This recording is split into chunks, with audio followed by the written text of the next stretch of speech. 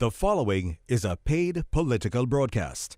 The views, information, or opinions expressed in this forum are solely those of the participants of this event and do not represent the views of the management and staff of Radio Cayman. For the Record is brought to you by Vamped Motors, the only authorized Ford and Toyota dealership serving the Cayman Islands. Coca-Cola, available across the Cayman Islands from Tortuga Distributors. Accept no substitutes. Taste the feeling with Coca-Cola. Brand Source Home Gallery, inspiring luxury. Caribbean Bakery, made Cayman fresh. Also brought to you by Ropers Enterprises, 122 Industrial Way. Products and services for better public health. Green Turtle. Take a ride on the Green Turtle Express today. Download the Green Turtle app, the future of mobile, saving lives today. The Ministry of Commerce, Planning and Infrastructure, and by West Bay Pharmacy, taking care of your health. This is For the Record with Ort Connor. Coming to you live from Radio Cayman Studio. For the Record. For the record. For the record. Hear from your government officials, independents, and the opposition on issues that matter to you. For the Record. Engage in an open dialogue between residents and lawmakers. For the Record. For the Record. For the Record. Informative, impartial, insightful. This is your talk show. 1-800-534-8255. Your calls, your input. This is For the Record. And now, your host, Ort Connor. Good morning and welcome to For the Record. Today is Wednesday, the 10th day of March 2021. Trust that everyone had a restful, peaceful evening. This morning, we're going to continue with our interview with Mr. Michael Miles, who's the candidate in the upcoming April 14th general elections. He's a candidate in the electoral district of Prospect. Mr. Miles, good morning. Welcome back to For the Record. Thank you, OC. Appreciate it. I'm happy to be here. Good. And good morning to the listening public. Now, when you were here last, we spoke about your 5 strategic goals, and you spoke about education. And I believe this morning, one of your other strategic goals, the second one, cost of living in the Cayman Islands, is the topic that you want to discuss. And you will be with us for half an hour this morning. Absolutely. Yes. Absolutely. Yes. Again, thanks again for always having me on. Over the last several months, it's been phenomenal speaking to a lot of wonderful Caymanians who have a lot of concerns, but also want to now be more engaged. Just last week, my team and I visited, I would say, 12 communities. I normally canvass about anywhere between 6 hours to 7 hours on a Saturday. So I'm out there all day, speaking with folks, sitting on porches, sitting in living rooms, sitting around the table, chatting with folks. I am aware that I can't speak to everyone. I'm gonna miss people, and I know that I have. People aren't home. Some people go to church, etc., etc. So if I've missed you, please go to my website, www.electmichaelmiles.com. All of my strategic leadership plans are on the website. They're pretty much outlined where I stand. And I like to preface this, OC, of where I stand, because I think far too long, too many candidates and certainly too many incumbents stay on the fence. They don't really want to commit to anything, because the hope is that if I don't commit to anything, then you can't hold me accountable for anything. And I want to be different from that. So I've put all of my strategic plans out there. Whether people agree with it or not, I'm willing to come to the table and make adjustments as we go. But based on my last 28 years of being employed, certainly in the private and public sector, I believe that we have a really great opportunity to do some good. But our people have to stay engaged with that. Today I wanted to just for us to talk briefly about cost of living and how that's affecting us. I put this as a strategic goal because it's affecting everybody. I would even go as far as to say also the wealthy. I mean, I speak to a lot of people who have money, and when you hear the wealthy complaining that the cost of living is high, you know the cost of living is high. But we also have to get off the fence, stop kicking it down the road, and deal with it, because the people that's paying for it right now is our middle class and our most vulnerable people. There's a couple of things that I've seen that's contributing to the cost of living. We have very wealthy developers coming into the country. They come in, they'll throw down, a condominium complex or a hotel or, some big apartment complex, and they don't really contribute to any of our infrastructure. They will sell each apartment for $500,000 or $600,000 or up to $3-4 million, and they pack a lot of money up and they're gone. They cause traffic issues. There's other infrastructure like things like sewage issues, flooding issues. I mean, I spoke to the good folks over on Willow Point that they're dealing with flooding. When I walked into their condo complex, I would have never thought that they would be dealing with flooding. It's a very nice place. The people, they paid quite a bit of money for that, but they're dealing with flooding because of how it was built. So we have to start holding developers responsible for things like that. I also believe that they have to contribute to our infrastructure, things like schools. If a big developer is putting down something in East End, then they need to contribute to East End Primary School. Because the more development that we put in that, the more people that's going to be moving in those constituencies, and they have to be contributing to that. They also have to contribute to things like healthcare.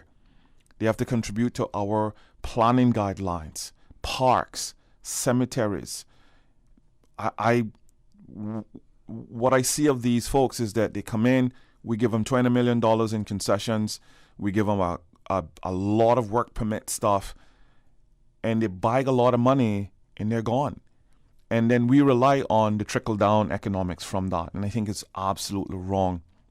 I think in addition to this, we have to start, people are harping about the minimum wage. And I believe that our minimum wage is an insult to the Caymanian people. It has to be reviewed.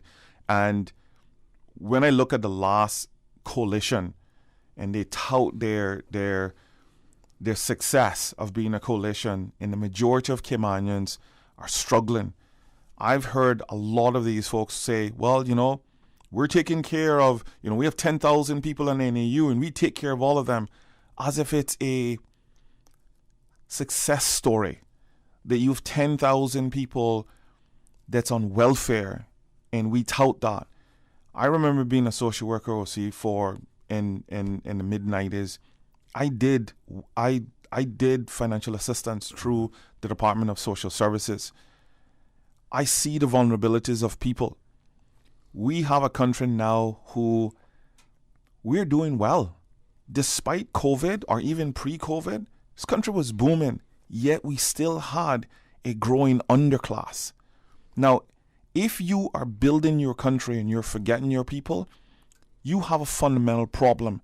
If the majority of people in our country is reliant on the needs assessment unit, you have a fundamental problem. So you say you shouldn't measure success in this particular instance by how many people you're supporting. It should be by how little you have to support. Absolutely. If everything is working well. Absolutely. Like, we should be supporting our seamen. We should be supporting our retirees. We should be supporting our disabled. We should be supporting our most vulnerable people. We should be supporting single moms that know that you need a hand up as opposed to a handout, and that's a temporary thing. We should not be saying, hey, you know something? Go to NAU. The movement now is go to NAU. Like, it now becomes a default for everything, and I think it's fundamentally wrong when you have a country like ours that have loads of employment, loads of opportunities, and most of our people can't pay their rent or their mortgage or their light bills. I also believe that government is also contributing to our cost of living. And after working in at least 4 departments in government, all to do with children and families, we are creating departments on the backs of our children. I remember being at social services. Then it was transitioned to the Department of Children and Family Services, right? Well, social services are split into 2 departments. It's now the Department of Children and Family Services and Needs Assessment Unit. I remember doing welfare. I remember doing financial assistance. Now NAU is $60 million. We are paying a lot of money in poverty. Now let's say we take half of that off of NAU, and half of those people, many of them are able-bodied people, we can reskill, retool, and move them into the workforce. I mean, could you imagine us scaling NAU down and ensuring that our people are taking part in the best country in the world, right? So when you look at $60 million, then you have your crime problem. The police commissioner could go to government at any time and say, here's what's going on in the country. I need 10 more police officers. Here's what's going to cost. And we are at his mercy. But what if we fix that? What if the majority of our children come out of the public school or the private schools and they are already trained and moving into jobs rather than hanging out on street corners and committing crimes? What if we can reduce the cost of our court system because we have more educated young Caymanians moving into entrepreneurship or employment that our economics have created? This is the stuff that I've been working with for 20 years plus. I sat with multiple governments and I showed them the waves of crime. It doesn't happen by people getting up one morning saying that I want to do crime, I want to smoke some marijuana, or I want to drink excessively. It wakes up because people are losing hope. And when young people are losing hope, you're going to have your crime problem, and your courts have now gone up. So we are paying almost $50 million in the police department. Our court system is bulging at the seam. I have to remind people we own the Scotia building downtown. We're not putting family services in that. We're not putting intervention programs in that. We're putting courthouses in that. That's $4.5 million we paid for that, and we're going to probably spend just about that outfitting it. Well, that's judges and that's lawyers and administrators. Who's going to pay for that? The middle classes. But what if we do more? What if we put more investment in early childhood care so our kids aren't going into the court system? And then Northwood Prison. Northwood Prison is $25 million. At least. Every prisoner in the prison system is costing our country. I have a vocational program in Northwood, and I go up there often. Mm-hmm. It's young boys that's in Northwood Prison. So we're paying $74,000 a pop for each one of them.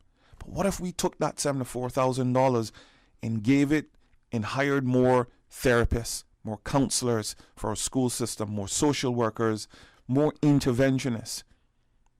We would radically reduce our cost of living because we won't need departments. We wouldn't need bodies. We wouldn't have a public system that's heavy on services.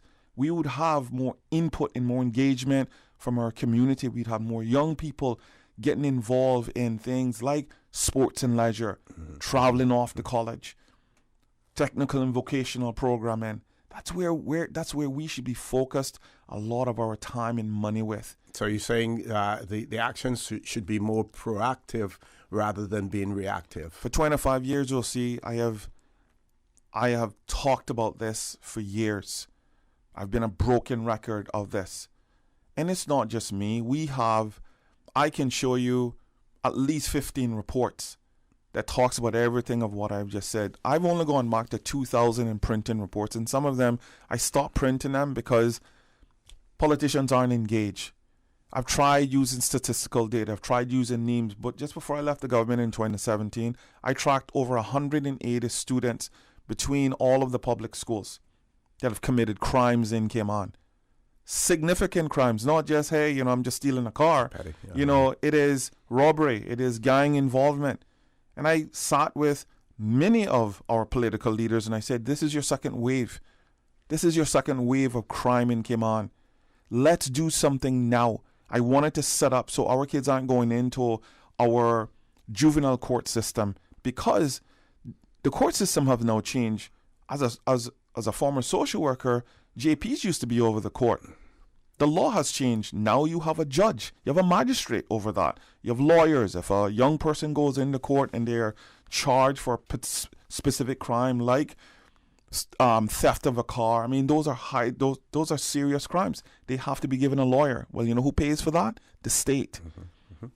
Okay, we're going to take a commercial break. Folks, when we return, the interview with Mr. Michael Miles, the candidate in the upcoming April 14th general elections. He's a candidate in the electoral district of Prospect, so please stay tuned. For the Record, we'll be back shortly. The Cayman Islands boasts of a long, colorful, and rich history. In tribute to our roots, Radio Cayman, the voice of the Cayman Islands, is pleased to bring you the Historical Vignette Series, brought to you by Rotary Central. For more than 110 years, Rotary members have used their passion, energy, and intelligence to take action on sustainable projects. The Cayman Islands, He hath founded it upon the seas. Captain Birdie, as Herbert Bawden was later known, became a carpenter and shipwright, and was reputedly one of the only 5 men in Cayman at the time who could build, rig, and captain a sailing vessel. He built, among other ships, the Reliant, Expert, Crescent, and Dawn. While working at a shipyard in Mobile, Alabama, he built U-boat chasers. He also became an accomplished hard hat diver, working for many years from his shipyard in Colon, Panama. Captain Birdie was widely respected throughout the islands.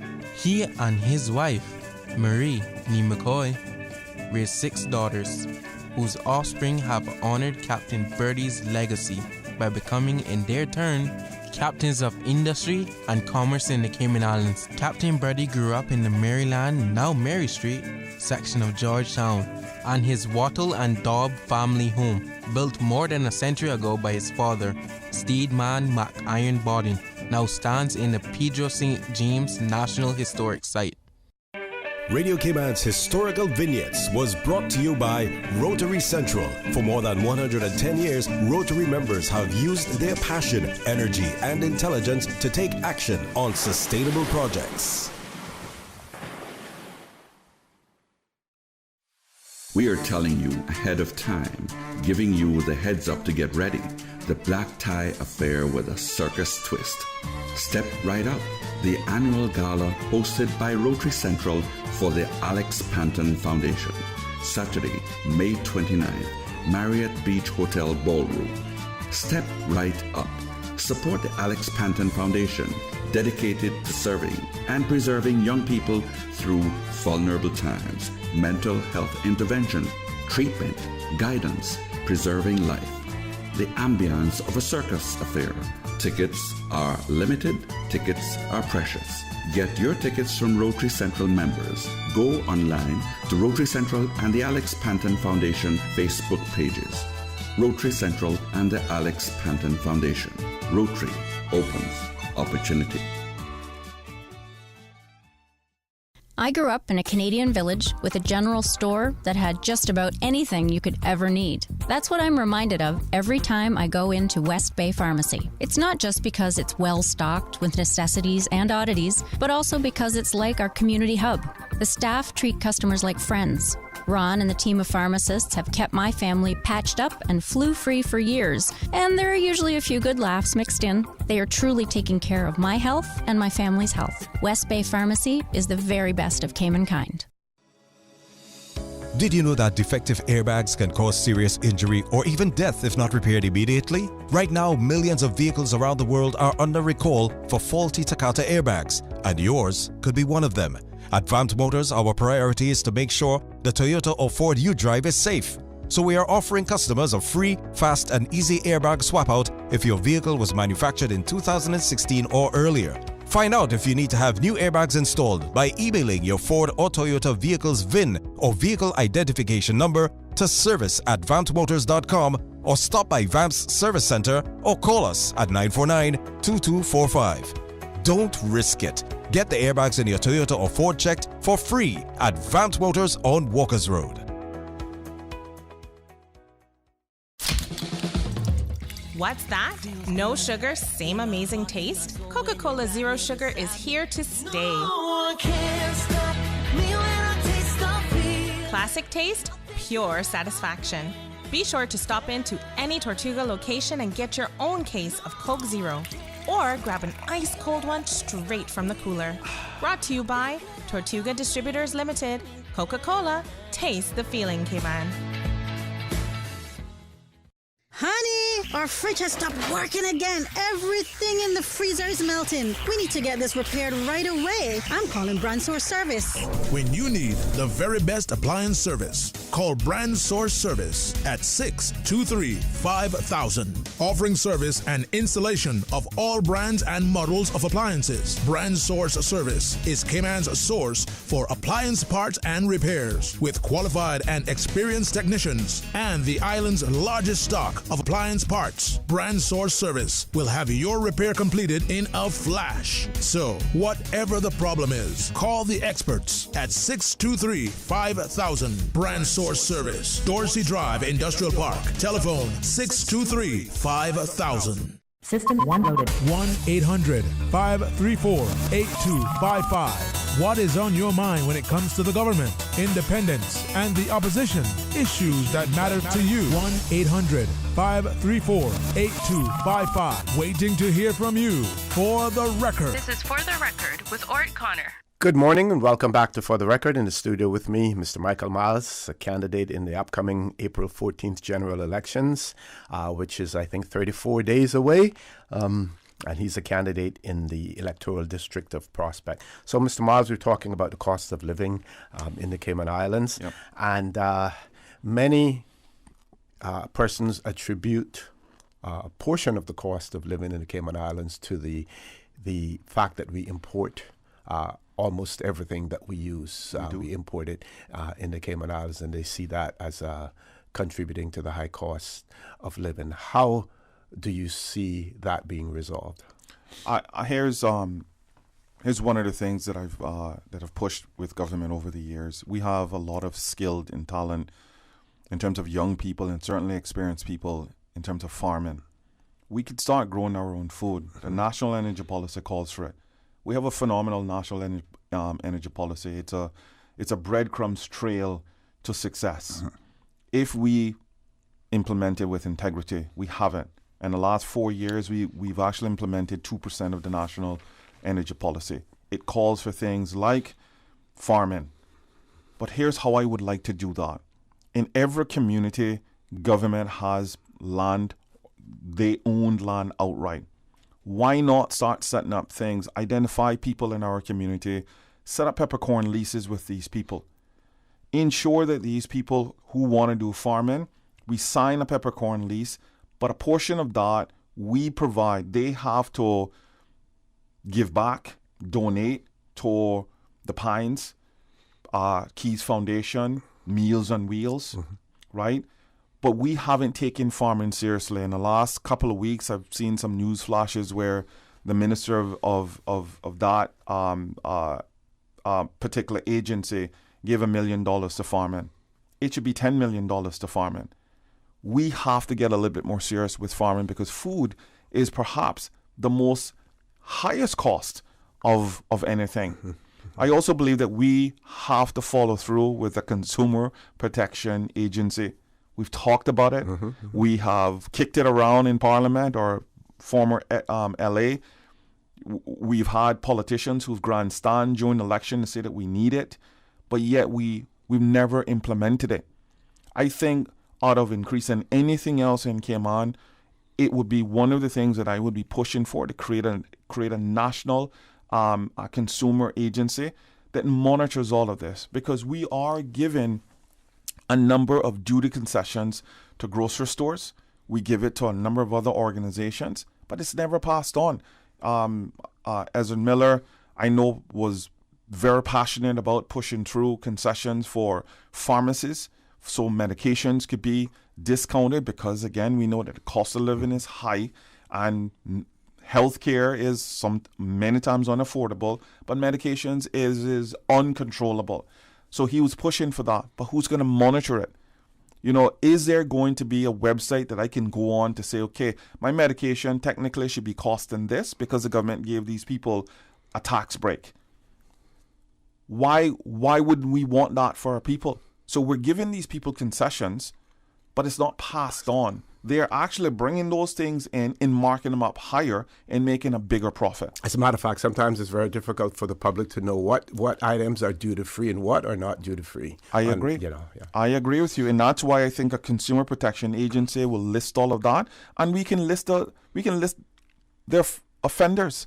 We can post the names of all of those offenders who we have spoken with, and we can provide fines. I have no qualms in pushing for anyone to be fined or for their business license to be removed if they are consistently violating the law. But we have to do it on our consumer protection agency, where people can go to a website or make a phone call and get the information. I also believe that within that, we have to do something about off-reg. We have to reform off-reg. It is off-reg's responsibility is to protect consumers. They are really a protection agency, a consumer protection agency. But they don't function like that. Off-reg's responsibility should be looking at the national energy policy and implementing it with integrity. Yet they cherry pick what they actually want to do. Things like CUC. We should be regulating CUC. We should be looking at what the national energy policy is stating in terms of solar energy. Why is it still $20,000 or $24,000 to put that on a house? We should be in that. There should be so much competition in Cayman in terms of solar at this point in time. Solar should be $5,000 or $6,000. Everybody should have solar on their roofs. I mean, let's look at just the schools in Cayman, right? The government have at least, 14, 15 schools, if not more, right? So you have all of the public and private schools. We should be funding that. Every school, every government building should have solar on it. If the government don't have to pay high utility bills to CUC, then that saves money. It saves millions of dollars. And you can direct that elsewhere. Oh my God, you can't. I mean, could you imagine having a fund set up? Because government have done a phenomenal job in saving in utility bills. So we steer that money into ensuring that young Caymanians are trained up in things like job creation for our country, creating companies. We've put down a organization that's now a sort of a hub for entrepreneurship, but we need to fund it. We need to fund it that the next government comes in, they don't say, well, you know something, I need that $5 million, so I'm going to remove that because that's what the last coalition did, or that's what the last government did. We have to get serious about this, but things like off-reg have to function better, and they have to protect consumers. They can't protect big business.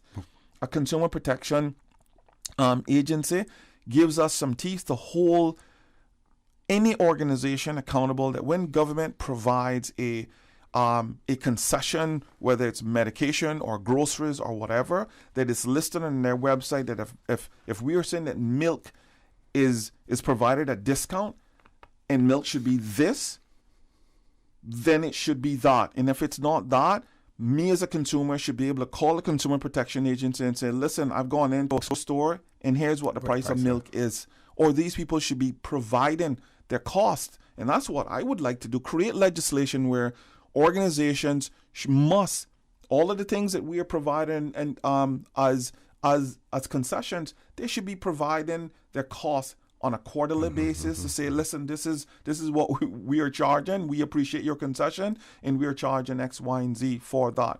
But if we don't have that, then we have a guessing game. Yeah. And the Consumer Protection Agency have been kicked down the road far too long. But we have to have 19 people moving into this. We can't have people in government that are on one hand saying that the cost of living is high, but on the back end taking money from big business to run their campaigns or, to fund their side deals. Yeah, because we have these watchdogs for government agencies, but yet we have no watchdogs, or very few when it comes to the private sector and the way they act. Now, before we close off, you did mention earlier about the fact that you do go house to house, and you are urging persons if you haven't been in contact with them, to go to your website. Yes. But if they want to contact you, do you have contact information that you want to give to them as well? Yes. So there's a couple of things that we have coming up. Like I said, every Saturday we have, I canvass for at least 5.5, 6 hours, my team and I, and we're going to be doing another probably 10 or 11 roads this coming Saturday. I normally start from about 10 o'clock, 10:30 in the morning, just so I don't get out there so early. So that's one thing that for folks to look forward to. Our website is www.electmichaelmiles.com. All of my leadership priorities on that, and certainly where I stand on any particular issue. Mm-hmm. They can call me at 939-1301 to arrange a time if they just want to talk on the phone or they want me to visit. I've done a lot of that as well. I also have an email address, electmichaelmiles@gmail.com, so they can reach me through that. I've had a lot of folks who've sent messages. They can go to my Facebook page. I have Facebook and Instagram, so they can go on to that. I post pretty much everything on that. Okay. Tomorrow I have a community meeting at the Seafarers Hall at 6:30. We should get probably started about 6:45. It's when you say 6:30, you mean 7. so I'm very much aware of that. So I invite everyone to come out and this meeting is really to talk and engage. It's not for me to grandstand and really make a presentation. I have no interest in doing that. Yeah. You want to interact with people. Absolutely. I want to hear from them. Absolutely, man. I mean, people have something to say, and I like hearing what they have to say. And I'm going to be in the Chamber Forum tonight. Okay. So busy, but I want to make sure that we are consistently engaging with folks. So please go visit the website. Give me a call, 939-1301, electmichaelmiles@gmail.com. And our job is to engage with you. So thanks again. We'll see. This has been great. Folks, that was Mr. Michael Miles, a candidate in the upcoming April 14th general elections. He's a candidate in the electoral district of Prospect. His 5 strategic goals that he wants to address: education, cost of living, health care, including mental health care, the environment, and equality. Please stay tuned. For the Record, we'll be back immediately after the 8 o'clock news. The preceding was a paid political broadcast. Studio time now is 2 minutes after 8 o'clock. This time check brought to you by Foster's. It's Frozen Food Month at Foster's, and we've got hot specials on your frozen favorites. For those who like it sweet, we have Ben & Jerry's ice cream. 16 ounces, $4.59 each, save $2.40. Looking for an easy gluten-free meal? Well, we've got cauliflower pizzas. Selected varieties, $5.99 each, save $4.70. And we have Tucson tamale. Handmade tamales, only $5.99, save $5.60. Price is good until the 17th of March, 2021. Foster's. Better prices because we care. The 8 a.m. news is proudly sponsored by the Chamber of Commerce Pension Plan. For further information, please visit chamberpension.ky. The Cayman Islands Chamber of Commerce Pension Plan. We're here for you. Please be advised that the pension contribution holiday has been extended until 30th of June 2021. Employers and plan members should ensure arrangements are in place for salary deductions and remittance following this date. The Cayman Islands Chamber of Commerce Pension Plan, keeping you informed. For further information, visit chamberpensions.ky, and for information as it happens, follow us on Facebook, LinkedIn, or Instagram. Email admin@pensions.ky or call 745-7630. We're here for you. For today's biggest news, Radio Cayman, the voice of the Cayman Islands.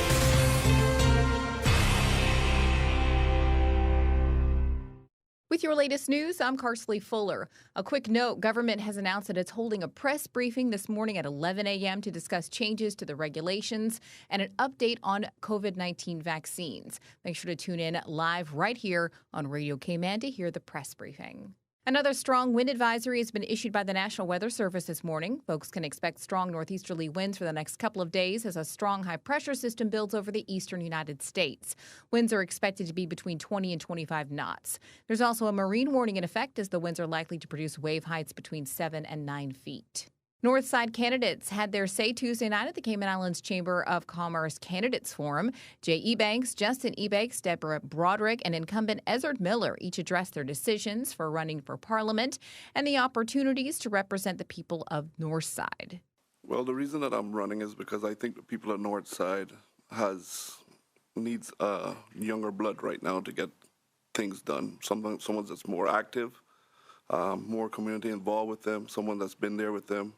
I grew tired of watching the disparity that grew in the community and the country. I got tired of the excuses, the rhetoric, the pandering that comes with politics. And I thought to myself that if you want to see change, you have to be a part of the change that you want. So I decided it was time for me to give back something for the greater good of my people. I have visited people in Northside. I have seen the elderly, some of them, how they live. And trust me, it is not good. The country needs experienced, educated, qualified, honest, hardworking, respectful leadership at this time. More from the meeting on Radio Cayman's 6 p.m. evening news. And the third of the 19 forums kicks off at 7:15. Radio Cayman is carrying the live stream on our YouTube and Facebook pages. Following a recent recruitment process, the Ministry of International Trade, Investment, Aviation and Maritime Affairs is announcing the appointment of Dr. Tasha Ebanks Garcia to represent the Cayman Islands government in the United Kingdom. The UK representative leads the Cayman Islands government office based in London and oversees the staff cohort there. It serves numerous functions to advance the interests of the government and people of the Cayman Islands. New offices are also being established in North America, Europe, and Hong Kong this year. Announcements of the appointments of representatives, deputy representatives, and progress on the opening of these offices are expected soon. In regional news, the impact of COVID-19 on the Jamaican economy has produced staggering numbers that, quote, boggle the mind, according to Finance and Public Service Minister Dr. Nigel Clark. In the budget debate in Parliament this week, Clark said the pandemic has decimated foreign exchange inflows into Jamaica, particularly in the tourism sector. He reported that foreign exchange inflows are expected to fall by 74% for the 2020-2021 fiscal year for tourism. That's a $2.5 billion decline, which he said has set back the country by 30 years. Now with a check of international news, here's the BBC, which will take us out of the newscast. I'm Karsley Fuller from Radio Cayman's newsroom. BBC News with Jerry Smith. Russia has started restricting the speed of Twitter. The state regulator said the service was being slowed down because of what it called the platform's failure to remove banned content relating to child pornography, drugs and suicide. The platform is also popular among opposition supporters. The military authorities in Myanmar have started expelling the families of railway workers from their state-owned housing in an attempt to break a general strike called by the country's main trades unions. Earlier images on social media showed the security forces forcing workers back to work at gunpoint. Poland has reported its highest number of new coronavirus cases in more than 3 months. The latest daily figures show more than 17,000 new infections and nearly 400 virus-related deaths. Police in South Africa have fired rubber bullets and stun grenades to disperse students at the University of Witwatersrand, who are demanding changes to registration and financial aid policies. One person was killed. The Libyan parliament has approved the Government of National Unity presented by the new interim Prime Minister, Abdul Hamid Dbeibah. The unity government is the latest stage in a UN-backed plan to try to resolve a decade of violence and instability in Libya. BBC News. The 8 a.m. news is proudly sponsored by the Chamber of Commerce Pension Plan. For further information, please visit chamberpension.ky. The Cayman Islands Chamber of Commerce Pension Plan. We're here for you. We are a not-for-profit, member-centric plan with a democratically elected volunteer board of trustees representing all sectors of the Cayman Islands economy. We have an all-in expense ratio of less than 1%, over 20,000 members, and $490 million in assets under management. We were the first multi-employer pension plan approved by the regulator in the late 1990s, and today we are still strong, secure, and are here for our employees and employers alike. If you would like to join or require further information, visit chamberpension.ky. And for information as it happens, follow us on Facebook, LinkedIn, or Instagram. Email admin@pensions.ky or call 745-7630. The Cayman Islands Chamber of Commerce Pension Plan. We're here for you. Stay in touch with Radio Cayman for the latest in news and information. Follow Radio Cayman on social media, Facebook, Instagram, Twitter. Download the Radio Cayman app or log on to our website, www.radiocayman.gov.ky. Radio Cayman, your voice, your choice, your radio. The Chamber of Commerce Candidates Forums continue tonight, 7:15, and will feature candidates from the electoral district of Prospect, Austin Harris, Michael Miles, and Sabrina Turner.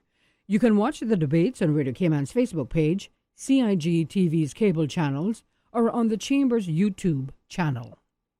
We, as Caymanians, live by our choices and by using our voice to bring about change. On April 14th, Cayman and Georgetown West holds the power to turn the page to a more hopeful, more empowered chapter in our country's leadership.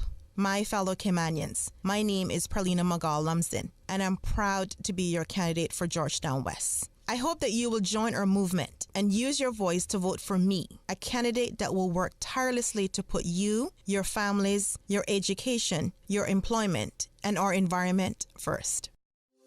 Getting vaccinated is an important part of keeping our islands protected against COVID-19.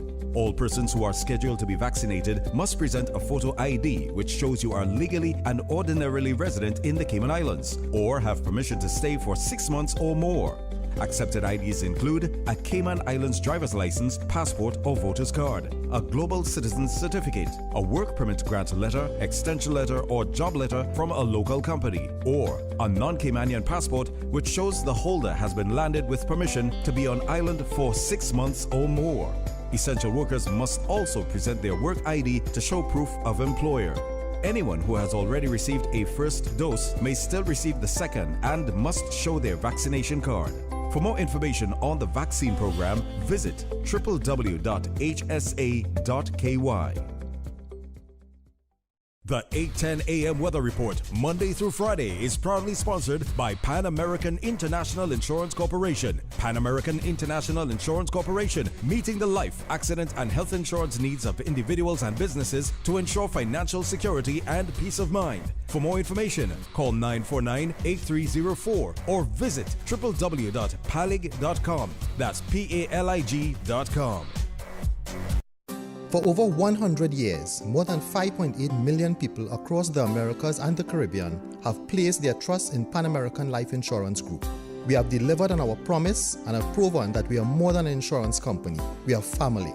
To learn more about our first-in-class individual and group life, disability and accident solutions, please visit Pan American International Insurance Corporation at Unit 221, Cannon Place East, North Song Road, Grand Cayman, or contact us at 949-8304 and visit us online at www.palig.com. Pan American Life, people you can trust for life. Good morning once again. Let's take a look at the latest weather report. Current temperature is 78 degrees. Relative humidity is 80%. The barometric pressure 30.08 inches and rising. The wind is out of the east-northeast at 15 knots. Overnight low temperature was 73 degrees. Synopsis indicate fresh to strong northeasterly winds and rough seas will continue across the Cayman area for the next 24 hours. In association with a strong high-pressure system over the southeastern United States. Additionally, cloudy conditions are also expected to linger in our area due to a stationary front southeast of the area. Radar images show scattered showers around the Cayman area moving southwest. Now the forecast for today and tonight, calling for partly cloudy skies becoming cloudy at times with a 30% chance of passing showers. Temperatures will be in the low 80s today and will fall to the low 70s tonight. Winds will be northeasterly at 20 to 25 knots with higher gusts. Seas will be rough with wave heights of 7 to 9 feet. Marine warning remains in effect for today and tonight as well. Today's high tide will occur this morning in a few minutes at 8:26, low tide this afternoon at 2:37, and a high tide again tonight at 8:18. The sun will set this evening at 6:32 and will rise tomorrow morning at 6:37. And the outlook is calling for similar weather conditions through Friday morning. 10 a.m. weather report, Monday through Friday, is proudly sponsored by Pan American International Insurance Corporation. Pan American International Insurance Corporation, meeting the life, accident, and health insurance needs of individuals and businesses to ensure financial security and peace of mind. For more information, call 949-8304 or visit www.palig.com. That's PALIG.com. For over 100 years, more than 5.8 million people across the Americas and the Caribbean have placed their trust in Pan American Life Insurance Group. We have delivered on our promise and have proven that we're more than just an insurance company, we're family.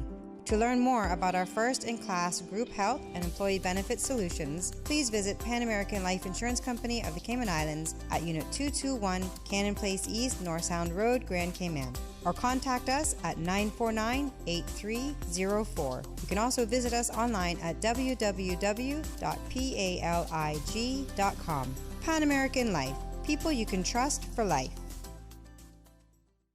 During these unprecedented times, Radio Cayman, the voice of the Cayman Islands, is pleased to bring you the Cayman Strong Series.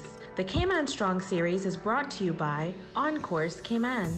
Visit oncourse.ky to view a full list of wellness services and their qualified team. OnCourse Cayman, health, wellness, and happiness.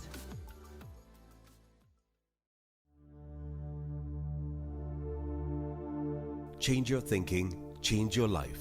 Developing your emotional awareness can have profound effects on your life. As Daniel Goleman said in his book entitled Emotional Intelligence, people who cannot marshal some control over their emotional life fight inner battles that sabotage their ability for focused work and clear thought, whereas people with well-developed emotional skills are more likely to be content and effective in their lives, mastering the habits of mind that foster their own productivity. Change your thinking, change your life. Radio Cayman's Cayman Strong Series was brought to you by OnCourse Cayman. Visit oncourse.ky to view a full list of wellness services and their qualified team. OnCourse Cayman, health, wellness, and happiness. These days, feelings of loneliness, anxiety, stress, and depression can be overwhelming. Just know you are not alone. OnCourse Cayman offers private mental health services for children, teens, adults, and groups.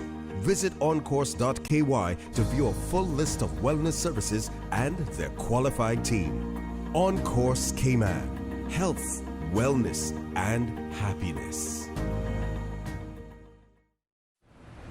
The traffic report is brought to you by Subway. Planning a meeting, event, or office celebration? Visit subway.ky to place your catering order today. Top of the morning to you once again. Let's take a look at traffic. How your traffic is shaping up this morning. Coming from the east, slight delays expected. Some delays expected as traffic is heavy on Shamrock Road and the Linford Pearson Highway. So a lot of patience needed this morning, but you're going to get to your final destination. Coming off of Bobby Thompson Way, busy traffic and some sections of Crew Road steady, other sections moderate. Huldah Avenue traffic is moderate, and as well as on Godfrey Dixon Way and Eastern Avenue. Coming from the Butterfield roundabout heading towards the Industrial Park area, steady but flowing traffic, and steady traffic coming towards the Butterfield roundabout off the Esther Tibbetts Highway. On Shedden Road, not looking too bad as traffic flowing nicely, as well as Edward Street. On the West Bay Road and from the Ritz, traffic is moderate in both directions, and no issues on Owen Roberts Drive as traffic is light to moderate. That's the very latest on your traffic. Join us again at about 10 minutes after 12 o'clock, we'll give you another traffic report. Remember, click it or ticket. Things just got a bit hotter on Island. Come in today and order the new spicy Korean subs at Subway. They're sweet, spicy, and especially satisfying. Stop in and try the pulled pork with spicy Korean sauce, or the chicken with spicy Korean sauce. And you can message WhatsApp at 929-4658. Order online or use Let's Eat or the Bento app. The spicy Korean subs at Subway in 2 flavors, extra saucy and extra spicy. Subway, eat fresh. The traffic report is brought to you by Subway. Planning a meeting, event, or office celebration? Visit subway.ky to place your catering order today. Calling all Caymanians, the Alliance of Progressives and Independents are launching their election campaign this Saturday, March 13th. Join us at the A.L. Thompson's parking lot from 7 p.m. Meet the candidates and hear more about the alliance that promises to create a stronger, safer future for Cayman together. See you Saturday, 7 p.m. at the ALT parking lot. Don't miss it. This is a paid advertisement by the Progressives. Water Authority Cayman wishes to advise its valued customers and the motoring public of planned works to upgrade the water supply infrastructure along Anthony Drive between the Smith Road and Andy Drive intersections. Works will begin on Monday, 8th February, and the project will last 6 to 8 weeks. Through the course of the work, customers in the area may experience service outages. The authority makes every effort to give advance notice related to outages. Customers can also visit our website www.waterauthority.ky for updates or tune into Radio Cayman for outage notices.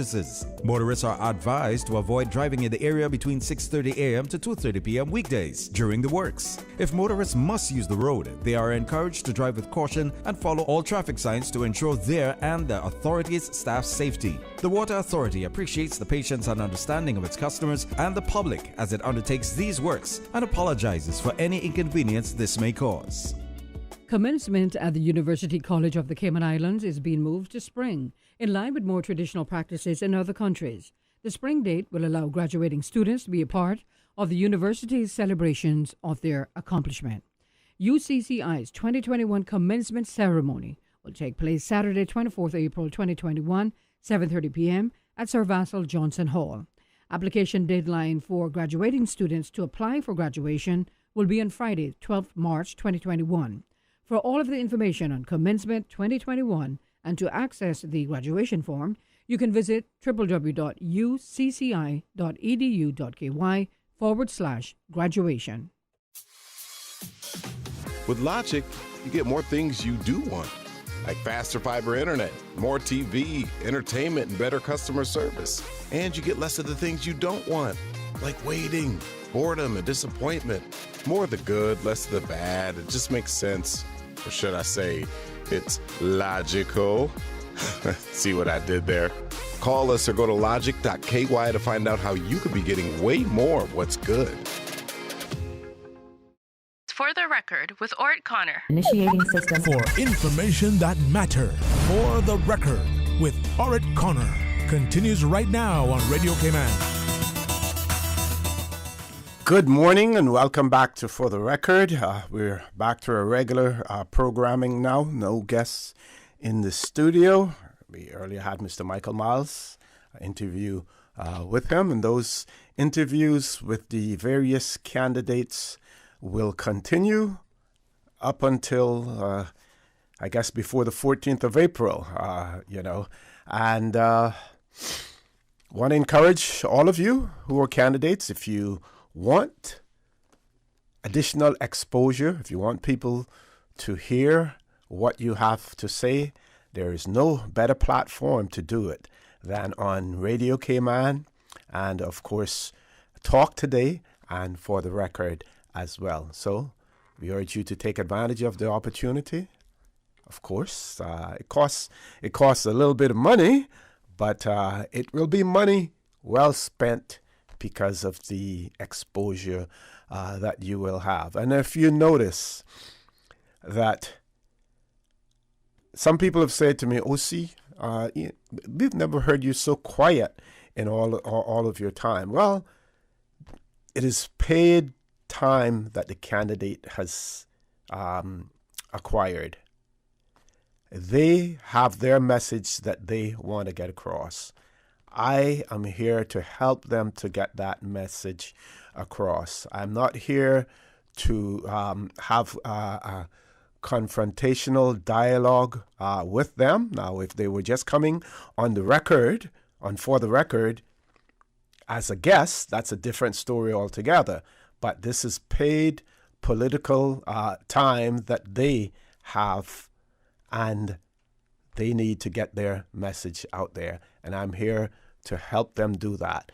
And every candidate that comes on, who will come on here, it is also my obligation to try to make them look good, to help them to get their message across. So I'm apolitical when it comes, to that. And I hope so far that you are enjoying the interviews, that you are taking note of what the candidates have to say as well. And like I said, there are lots more to come up until the 14th of April, which is Election Day. So what can I share with you this morning? I like to share, first of all, the COVID-19 update. And the COVID-19 update for the 9th of March, the Chief Medical Officer, Dr. John Lee, reported that 239 COVID-19 tests had been carried out since it was last reported on Monday, the 8th of March. None of those 239 were positive. He also gives the figure that the number of the information that the number of persons in isolation, either at a government facility or in their homes as required by the medical officer of health, is now 650. The total number of COVID-19 vaccines administered to date, 27,959.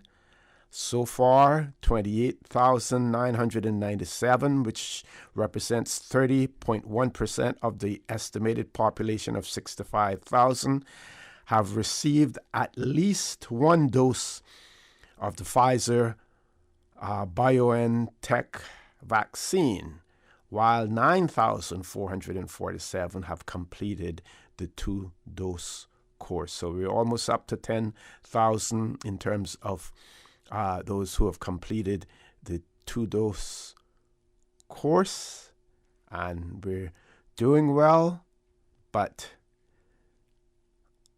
just on the face of it, it appears as if the numbers are slowing down, and I hope that is not the case. But there is a possibility that is happening, and we still want to continue to encourage persons to go ahead and get vaccinated as well.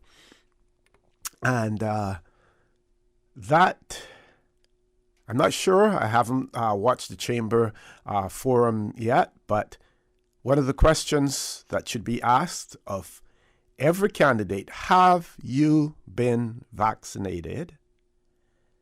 And number 2, what is your position in regards to the vaccination program that we have employed in the Cayman Islands? And then you may want to have an additional question, for them. If you are elected, and if you are elected and placed in a position where you can make policy decisions, what would be your policy in relation to the way forward for the Cayman Islands? Are you prepared to continue to follow the medical experts and to follow their advice, and also to look at international best practice? Because to a certain extent, it is partly a guessing game in some respects when it comes to COVID-19 and how we deal with it. It's a learning process as you go along. Some of the best experts in the world don't know, really cannot predict, because this is a virus that they're facing for the first time. So many really, really important questions that can be asked. Now, some of you may again say, well, why don't you ask them when they're on your show? Well, when I get the opportunity, I will do that. But like I said before, it's their paid time that they're on here. They want to get their messages across, and sometimes off mic, I may make suggestions to them and say, well, we know that persons have concerns about this. You know, you may want to elaborate on or to express what your position is on it as well. Anyway, moving forward, we want to bear in mind now that the Health Services Authority that we have in the Cayman Islands, they're not only involved in vaccine, but also doing many other good things in the health field. And I'm going to share this one with you because we know that there are many persons in our communities who suffer from kidney disease. There are many persons who are on dialysis as well. We have seen an increase in the number of dialysis machines. We have seen an increase in the space at the Health Services Authority where dialysis is administered as well. We know that in 2004, after Hurricane Ivan, one of our priorities was to get all of those dialysis patients off to Florida for them to have their treatment as well. So I'm going to share this this release. As a matter of fact, I will have to do it after the break because we're at 8:30 now. When I return, I will share with you this release from the Health Services Authority as it relates to their offer of free health screenings and consultations to kidney disease patients and the public. So please stay tuned. For the record, we'll be back shortly. What's that? No sugar, same amazing taste? Coca-Cola Zero Sugar is here to stay. Classic taste, pure satisfaction. Be sure to stop into any Tortuga location and get your own case of Coke Zero. Or grab an ice cold one straight from the cooler. Brought to you by Tortuga Distributors Limited. Coca-Cola, taste the feeling, Cayman.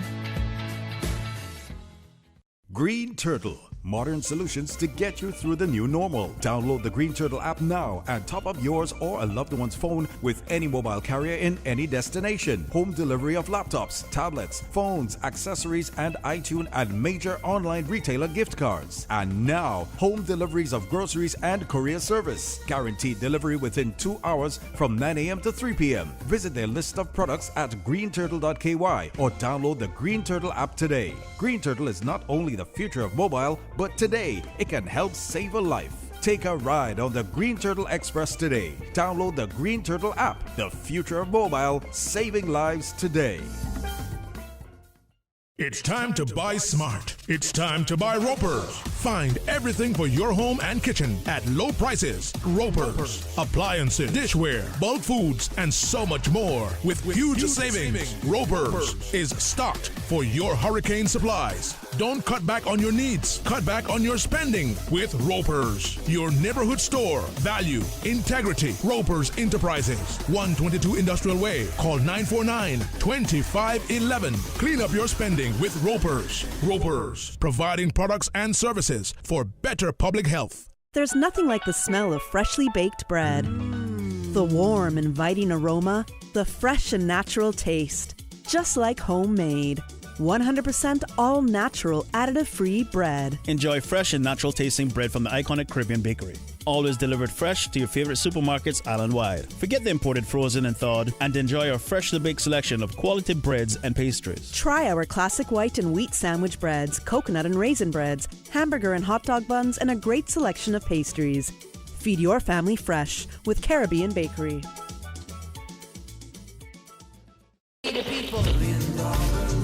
April 14th, 2021 is Election Day in the Cayman Islands.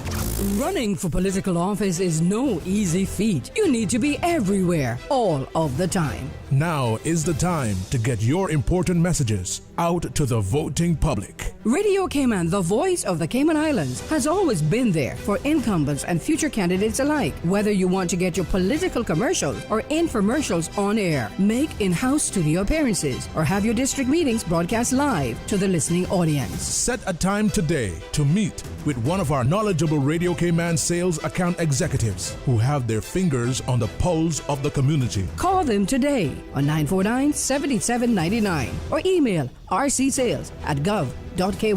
Radio Cayman, we've been in the community for just about 45 years. That means something. System 1 loaded. 1-800-534-8255. What is on your mind when it comes to the government, independence, and the opposition? Issues that matter to you. 1-800-534-8255. Waiting to hear from you. For the Record. This is For the Record with Ort Connor. Good morning and welcome back to For the Record. No guests in the studio. We do have a caller on hold though. So, caller, good morning. Welcome to For the Record. Good morning, caller. Welcome to For the Record. Good morning, OC. Hey, good morning. How are you, my friend? I'm very thankful. OC, as we approach this season here of our election, I believe it's one of the most sacred things that a country can undergo.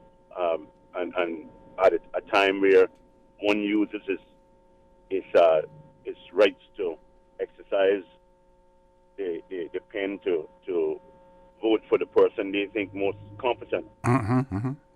But OC, as I go along and I listen to some of the stuff that is being said by candidates, I will challenge any and everyone who I listen to that I believe that I don't believe that it's possible what they're saying from a realistic point of view.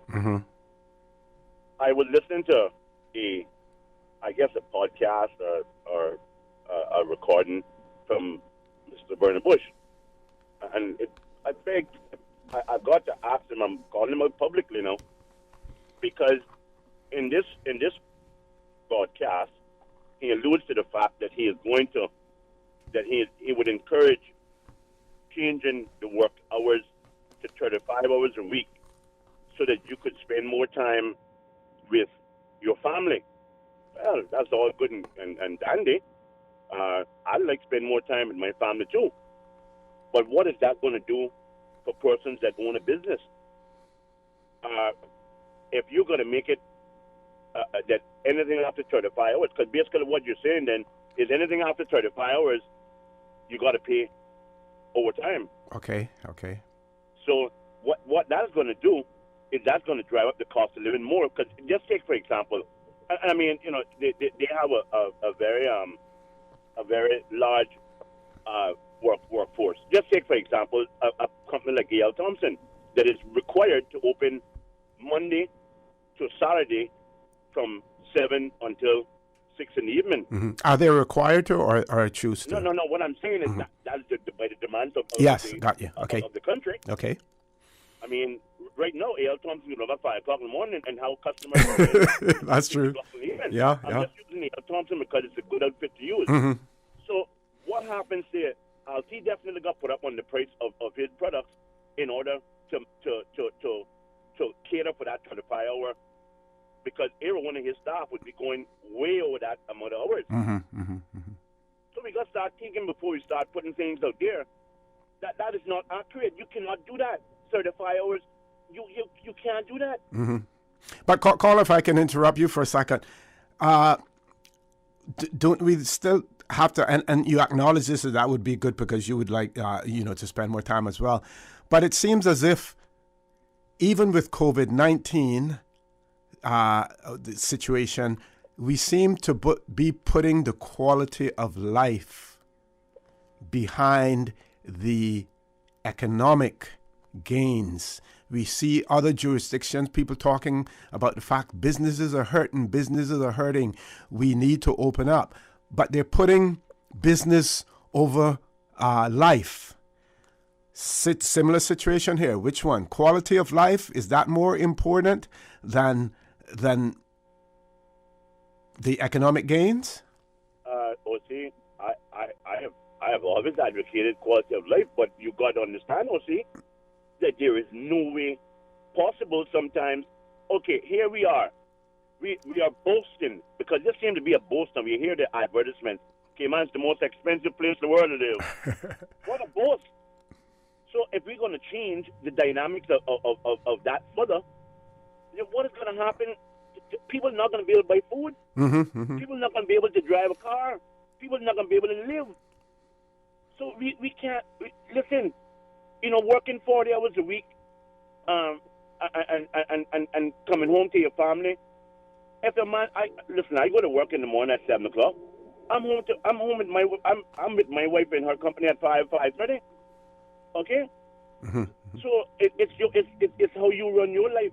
But you can't reduce the required amount of hours per week to 35, and then automatically that kicks in. You got to pay an additional 10 hours overtime. You do the math and tell me how much that's going to raise your cost, your cost to do business in Cayman. That is ridiculous.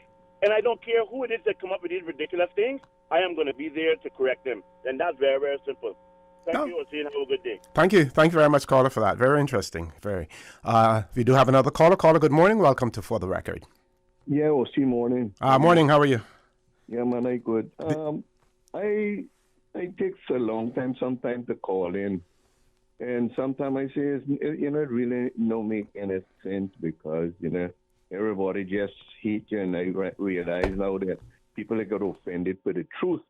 But the good book says, tell the truth and don't worry about anything else. You must tell the truth always.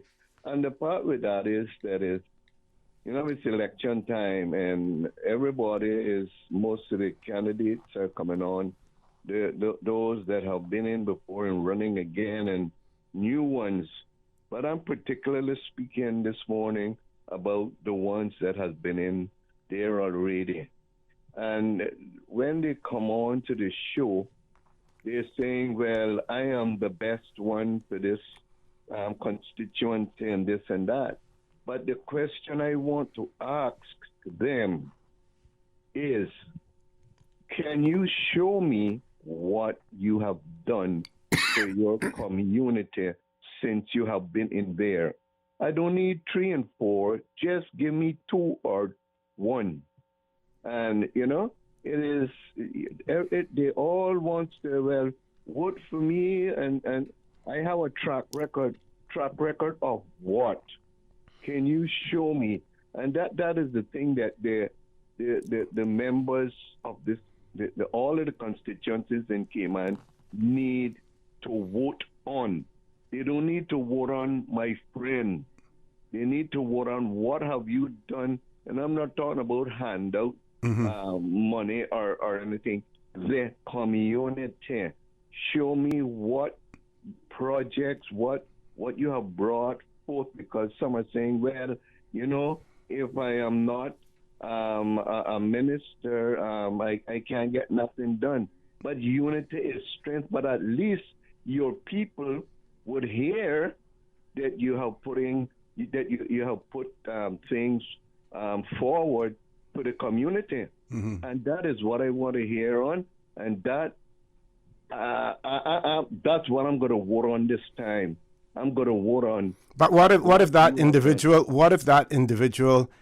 does not have a track record to the extent that you're looking for, but they have the qualities, the qualifications to do things, but they just simply haven't, in the political arena, had the opportunity to prove themselves. We always thought that businessmen who were involved in the private sector in their own businesses made good politicians, made good ministers, and I think in most instances that has proven wrong, because running a government and running a business, 2 completely different things altogether, and people are starting to realize that now, that it's completely different. Yeah, well, the question you asked me, is I can tell you, is that 4 years, they could get something done.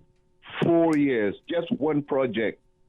That is my That is my thought about it. That's a long time. But that's with government financing, or just going out there and getting things done, irrespective of whether or not the government. You're talking about even community projects, collaboration with the private sector to do things in their community, things like that. Yes. Okay. Yes. I'm talking about both of them. But that is what the people of the districts for this election, I would say that they need to look at and question. Show me something what you have done for your community. Because I'm going to tell you, Mr. Connor, it is a lot of elderly people in many situations that are being neglected. So that is all I want to say. So I hope the people would vote on the question, what have you done? And the new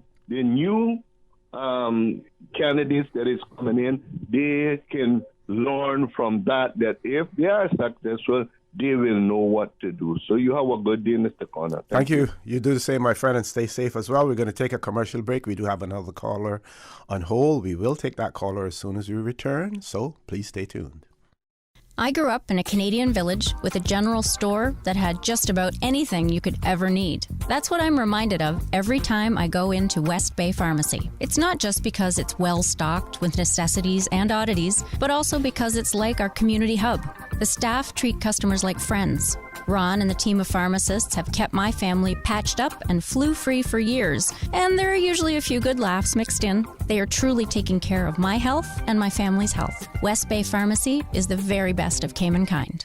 Hi, I'm remodeling our bathroom. I have a few questions. Sure. What are some ideas to make my bathroom feel larger? How do I know if I'm picking the right vanity? How do I choose a new toilet or a new countertop? Also, the lighting is terrible. Can I put a window or a skylight? And do I really need an exhaust fan? You've come to the right place. At Brand Source, we custom design kitchen and baths, and our talented design team can help answer your questions. Whether you're looking for a modern, functional family bathroom or a luxurious personal retreat, we'll help create that beautiful space that makes your home yours. And if you're in a rush for a new look and have a limited budget, our ready-to-install bathroom vanities, built with solid wood and countertops of the finest materials, are a quick and easy remodeling solution. For the very best in custom-designed kitchens and baths, visit Brand Source Home Gallery on Dorsey Drive, Industrial Park, Cayman's Kitchen and Bath Center. Did you know that defective airbags can cause serious injury or even death if not repaired immediately? Right now, millions of vehicles around the world are under recall for faulty Takata airbags, and yours could be one of them. At Vamt Motors, our priority is to make sure the Toyota or Ford you drive is safe. So we are offering customers a free, fast and easy airbag swap out if your vehicle was manufactured in 2016 or earlier. Find out if you need to have new airbags installed by emailing your Ford or Toyota vehicle's VIN or vehicle identification number to service@vamtmotors.com, or stop by Vamp's Service Center or call us at 949-2245. Don't risk it. Get the airbags in your Toyota or Ford checked for free at Vamp Motors on Walkers Road. Why work with a Sariba agent? We can tell you that those letters represent a proven understanding of the real estate market in the Cayman Islands. But it also means so much more than that. Our trained Sariba agents are committed to ethics, integrity, and excellence of practice.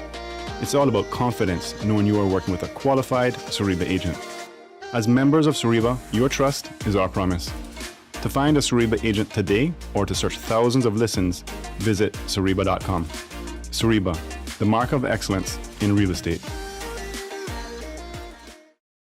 Everyone is invited to come out to a meeting by Ezard Miller on Thursday, March 11th at the Frank Sound Park on Mercator Street at 8 p.m. That's a meeting by Ezard Miller at the Frank Sound Park on Mercator Street on Thursday, March 11th at 8 p.m. All are invited.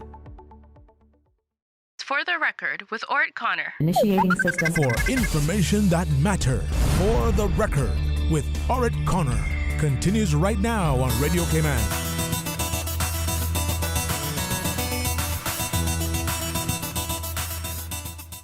Good morning and welcome back to For the Record. As promised, we're going straight to the phone lines. Caller, good morning. Welcome to For the Record. Hello? Good morning, caller. Good morning, Mr. O.C. Good morning, sir. Good morning to wider Cayman Islands. How are you? I'm not bad, sir. Good. Okay, I've been listening to the election candidates, most of them at least, on what their proposal for the country is. Mm-hmm. And there's one thing that's missing that's very relevant at this time. And I don't see anybody addressing it, and that's the population growth. Aha. Okay, I'm Caymanian. When I was born, basically, I'm 45 this year, so when I was born, they had a situation, or they had something in place for Caymanians that basically we didn't pay no hospital bill, nothing like that, when we were born until we were 18. Okay, that got destroyed by them not controlling it properly when everybody else came and they got that same treatment. So that kind of overran everything else for us. Mm-hmm. Okay, we want population growth. As we all know, Cayman is the highest growth population that I can see. I've checked about it in the world. We have grown by hundreds of percentage in the last 15, 20 years. And I don't see any of these politicians talking about anything for the Caymanians to stimulate the economy, as in birth and stuff like how England does. Like they give you like flats, or they give you some kind of leniency when you're having kids. Because here in Cayman, from your conceive, you better have insurance. And basically there is nothing in place that you would actually be pushed forward to really make kids or make real Caymanian kids. So we are taking everybody here on a residency or a permit, and I think it's outdoing us as a nation, because our identity is disappearing. Because like I told a friend of mine, we were having a little debate the other day. I said, in the next 15, 20 years, we're going to have somebody from Philippines in the Legislative Assembly, or somebody from some other country in there, because if your grandfather was from here, or he was here, and your father, and then you were born here, you could run, right? Mm-hmm. Okay, that's going to happen. So it's going to replace all the Caymanian spaces, the iron men in wooden ship spaces. So what are we building this place for if it's not for Cayman people itself? You know what I mean? We know that this is like a big theme park for the world, because everybody wants to come here, beautiful beaches. It's a great place to live. Cost of living is high, but you can't replace the quality of life with a cost. So everybody wants to come, but none of these politicians are talking about any stimulation for the growth of the economy with Caymanians. It's with everybody else. So it's not like I am hating on the expats or anything, but I have kids. This is my country, and I want my kids to have the same kind of life that I had, or even better. That it's Caymanian, you know what I mean? They have the same kind of culture. But right now, look, if you look at prior years behind, I mean, not too far. I mean, like maybe 4 or 5 years, you look at the Badaba News and the Pirates Weeks, we have different nations float in our heritage days. What part of the heritage are they? This I don't understand. Like, we accept everything but our own. So who are we really trying to build Cayman for? Are we only just the colonial workers for the tourists that come here, that everybody who can come and do what they want, and then we are only of service to them? No, it shouldn't be that way. We should be a master in our own rights. Because right now we are being ostracized in almost every industry. As far as I see, I work the All Island. I don't really want to elaborate on the type of job I do, but I see almost every store. And everywhere I've went, and this is for the last 15 years, I've seen people roll over from a position as small as a gas pump attendant. Next year, they come back to that same position. So where is the training for the Caymanian? You tell me that a Caymanian can't do those kind of jobs, and the permit stuff says that if there's a suitable Caymanian, nobody else can get that job. But no one should get that job, but unfortunately they do. Well, as Mr. DaCosta used to always preach in the morning, that we need to change something now in our legislative document, that change that shall to may when it's talking about hiring Caymanians. Because they put shall, that is, but they put May. Is like if they want. Yeah, may is like if they want. Yeah. That's not correct. So how does this situation help my young son? I have a 6-year-old, I have a 18-year-old. How does this help them to get into the economy that they could work and be fruitful and afford a home? Because as you see, the prices are skyrocketing for everything around here, especially property. It's ridiculous. So how does my child come out of school in the next couple of years, go into the workforce, and he can afford to even have an apartment? Because that's getting ridiculous now too. I'm making $6 an hour because nobody is really addressing this living wage. Because that's, I don't know if it's a minimum or a living wage or what kind of wage, but I cry every time I look at it to say, well, if that was me, what would I do? I could never be in my home. I could never afford to send, I'm a single parent. I could never afford to send my kids to school and tertiary education after schools or any program. Yeah. Caller, can we go back to the population situation for a while? You do acknowledge the fact that we do need to have a mixing in terms of the nationalities. We know what happened in the Cayman Islands in the early years when we just had a few families in the Cayman Islands and Caymanians intermarried with each other, and we still have that risk even today, where you have to be careful in terms of the persons who you date if you don't look at your family tree. I had a friend who, at an early point in time, saw someone that he admired, started to try to chat her up, and found out later his half sister. So you do acknowledge the fact that we cannot just populate this country by Caymanians alone, such a small island like this, the risks that we run, and we already have evidence of that. Do you acknowledge that? 100%, Mr. O.C. I'm not trying to close the door on having people come here and make a life here. But if you check it out, we have 130-something.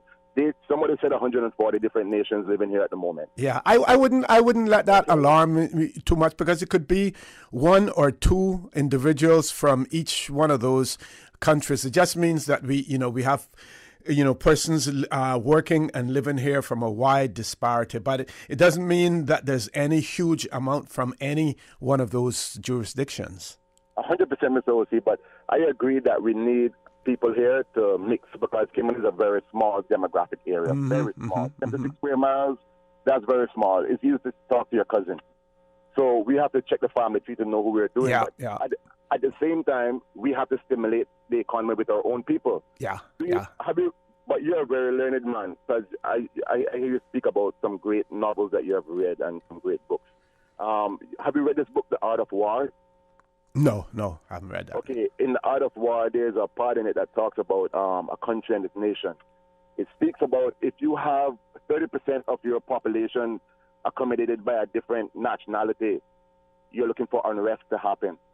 If you have 45%, it's a war waiting to happen. And if you have over 50% of your nation inhabited by a different population, you already lost the war because you're a minority in your own. So this is the point that I'm making. If you look at all the segregation that's happening here since we have overpopulated or populated space to a point, all these gated communities, but for why? Why are we doing this to our own self? This is supposed to be a nation that is peace and safe and everybody mingles and intertwines. But there's no intertwining. Everybody's going their separate ways. Separate ways. If you look at it, even if you go out in the night and you go to wherever you go to for a watering hole for a drink, look at how the people separate themselves. I've seen it. Everywhere I go, the Jamaicans go to their side, the Filipinos go to their side, the English go to their side, the Indians, everybody is in their own little circle. It's not a melting pot like what we were saying. So something has to be done about it. We have to. And could that be because? Could that be because many people would say that they're here for one specific reason, and that is for the economic benefits more than anything else? They're really not here to nation build? Well, I think that's a wrong term that they're taking, because anywhere you go and you're making your home, you should be trying to build that nation. It can't be just for economic gain, because why gain the world and lose your soul? Why doesn't the rich man put his house in a ghetto, which is the cheaper land? Because it's still going to be a ghetto. His scenery is going to be a ghetto around him. He has no value in that. But if he builds everything around him, he has a great scenery. So you can't just come and say, okay, I'm leaving from Timbuktu because it's hard there and I'm coming here just to get money. Okay, when you get the money, what then? How do you enjoy that money? Caller, sorry I have to interrupt you, but we've reached the top of the hour for headline news at 9 o'clock. But thank you very much. You have had very interesting points and some that resonate with a lot of people as well. You have a great day and please stay safe, folks. Top of the hour, headline news, 9 o'clock when we return. I believe we do have other callers on hold. We will take those callers as soon as we return, so please stay tuned. Community radio with a different appeal. The voice of the people. Security through adversity. Stuck on you. Radio for all time. You're listening to Radio Cayman, the voice of the Cayman Islands. Today's biggest news. Radio Cayman. It's only 2 species that we have on the island. Generations present. Your voice, your choice. It is in the best interest of the people of these islands. Local, regional, international. This is Headlines from Radio Cayman's newsroom. Today's biggest news.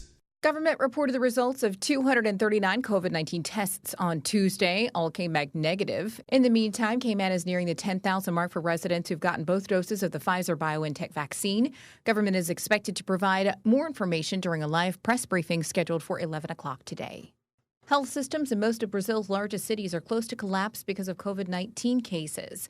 More than 80% of intensive care unit beds are occupied in capitals of 25 of Brazil's 27 states. Experts warn that the highly contagious variant in Brazil may have knock-on effects in the region and beyond. The country has recorded more than 266,000 deaths and 11 million cases since the pandemic began. And Piers Morgan has said he stands by his criticism of the Duchess of Sussex at ITV's Good Morning Britain as it aired for the first time since his departure. Morgan left the show on Tuesday after saying he, quote, didn't believe a word Meghan said in her interview with Oprah Winfrey. Ofcom is investigating his comments after receiving 41,000 complaints. It's understood the Duchess formally complained to ITV about his remarks, according to the Press Association. Those are your headlines. I'm Karsley Fuller. For the latest in news and information, follow Radio Cayman on social media, Facebook, Instagram, Twitter. Download the Radio Cayman app or log on to our website, radiocayman.gov.ky. For the record, with Ort Connor. Initiating system. For information that matter. For the record, with Ort Connor. Continues right now on Radio Cayman.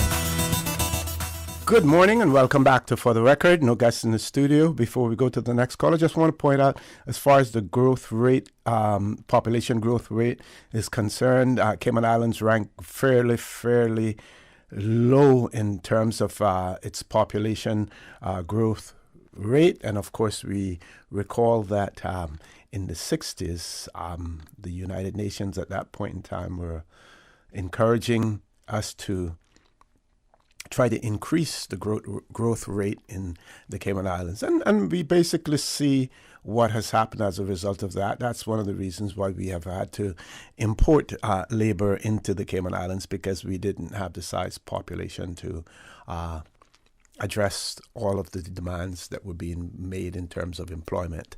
Let's go to the phone lines. Caller, good morning. Welcome to For the Record. Good morning, O.C. Good morning. How are you?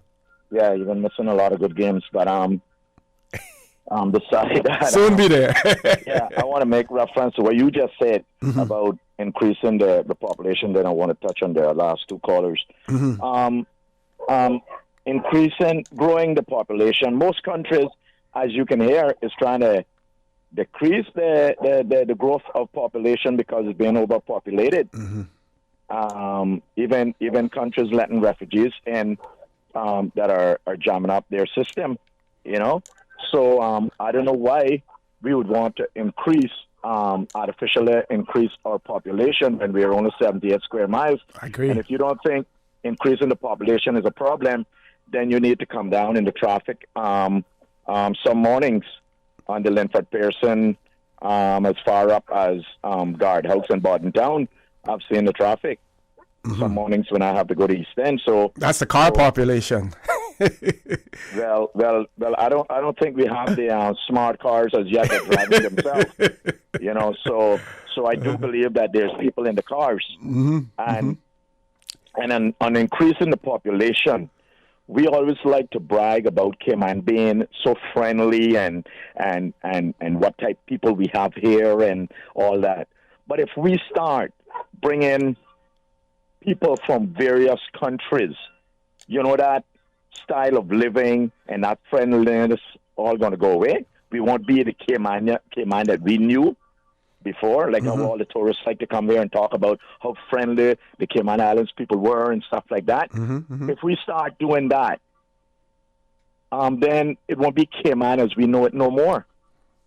So to go back to the caller before the last one, talk about people rolling over and come right back. How are his kids going to get into the system? I think that's simple. We just decrease the rollover to 5 years, take them far away from being PR, jamming up the PR system, and make them go for 2 years instead of the 1 year. Because, like he said, people are going away, and by the time you look around, they go right back into the same job. Okay. So if you can go for 2 years and the company never fill that place, me as a work permit on the work permit board would not approve that work permit, because if your company could do without that individual for 2 years, then you don't really need him. Okay. Can you do you hear any of the candidates, if you're following the debates and stuff like that, any of them addressing the whole issue of population, addressing the issue of the number of work permits, addressing the issue of residency? Because the UK has basically told us that our issue is the policies that we have in place in relation to how a person acquires residency, because it's through residency that they acquire everything else, Caymanian status, and in many instances Caymanian status, even though it can be acquired through other means as well. But residency, the permanent residency, is the door that we have opened to allow persons to remain here. So none of the candidates are talking about rollover periods, talking about employment of Caymanians. See, I hit a few of them up until yesterday. One came to my place, two, and I hit them up about it. And as you know, they would agree with me there and then. They agree with me, but I bet you I haven't heard them on there, like you said, publicly saying anything about it. But I did told them that I am supporting people who are looking into our immigration policy, because I'm telling you right now, we're talking out both sides of our mouth, because one side are saying, hey, Caymanians, don't sell your land. And then for somebody to get resident, they're telling them, oh, you got to buy some land. So if the Caymanians don't sell the land, how are they going to get? Why are you telling them that they have to buy land? But is it that you're telling them to buy land to get points or property or a good thing? Or property can include just a condominium or apartment or something. So property as well as land. Yeah, but most people are like going to try and buy a piece of property, a piece of land or something like that. And as you know it, there's certain people that are working here that can qualify by points, and there's people that can't. You see? So that too is unfair, because there's a lot of people that just can't get the points, and then there's a lot of people that can't get the points that are still applying only because they heard that the board are overrun by applications, and they'll be here until another 2 years or whatever to work until the application are being heard. So they play the system. They beat the system. And I heard a conversation where an individual told the other one, no, go right ahead and apply. By the time they get around to you, you would have made back the money that you paid plus more. So they're just beating our system easily. And these are I'm not talking about no lawyer. I'm talking about domestic workers.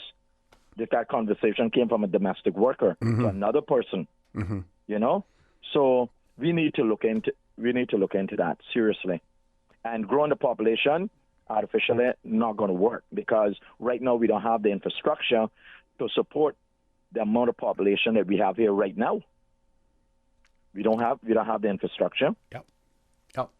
So we need to be real careful. And I remember when I was in school in Barbados, they were complaining then that they were overpopulated with 275,000 people, whereas they had to reserve so much of the land for sugarcane, and houses were jammed up alongside each other. And Caymanians are not used to that. We used to having half-acre property like how you got by your place. Come see, you got cut that in two now.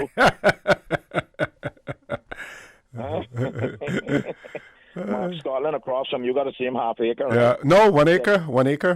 One acre. Yeah, one whole acre. Cut that up in 4 then? Yeah, one whole acre. Those days, in the early 1990s, you could afford to buy an acre of land.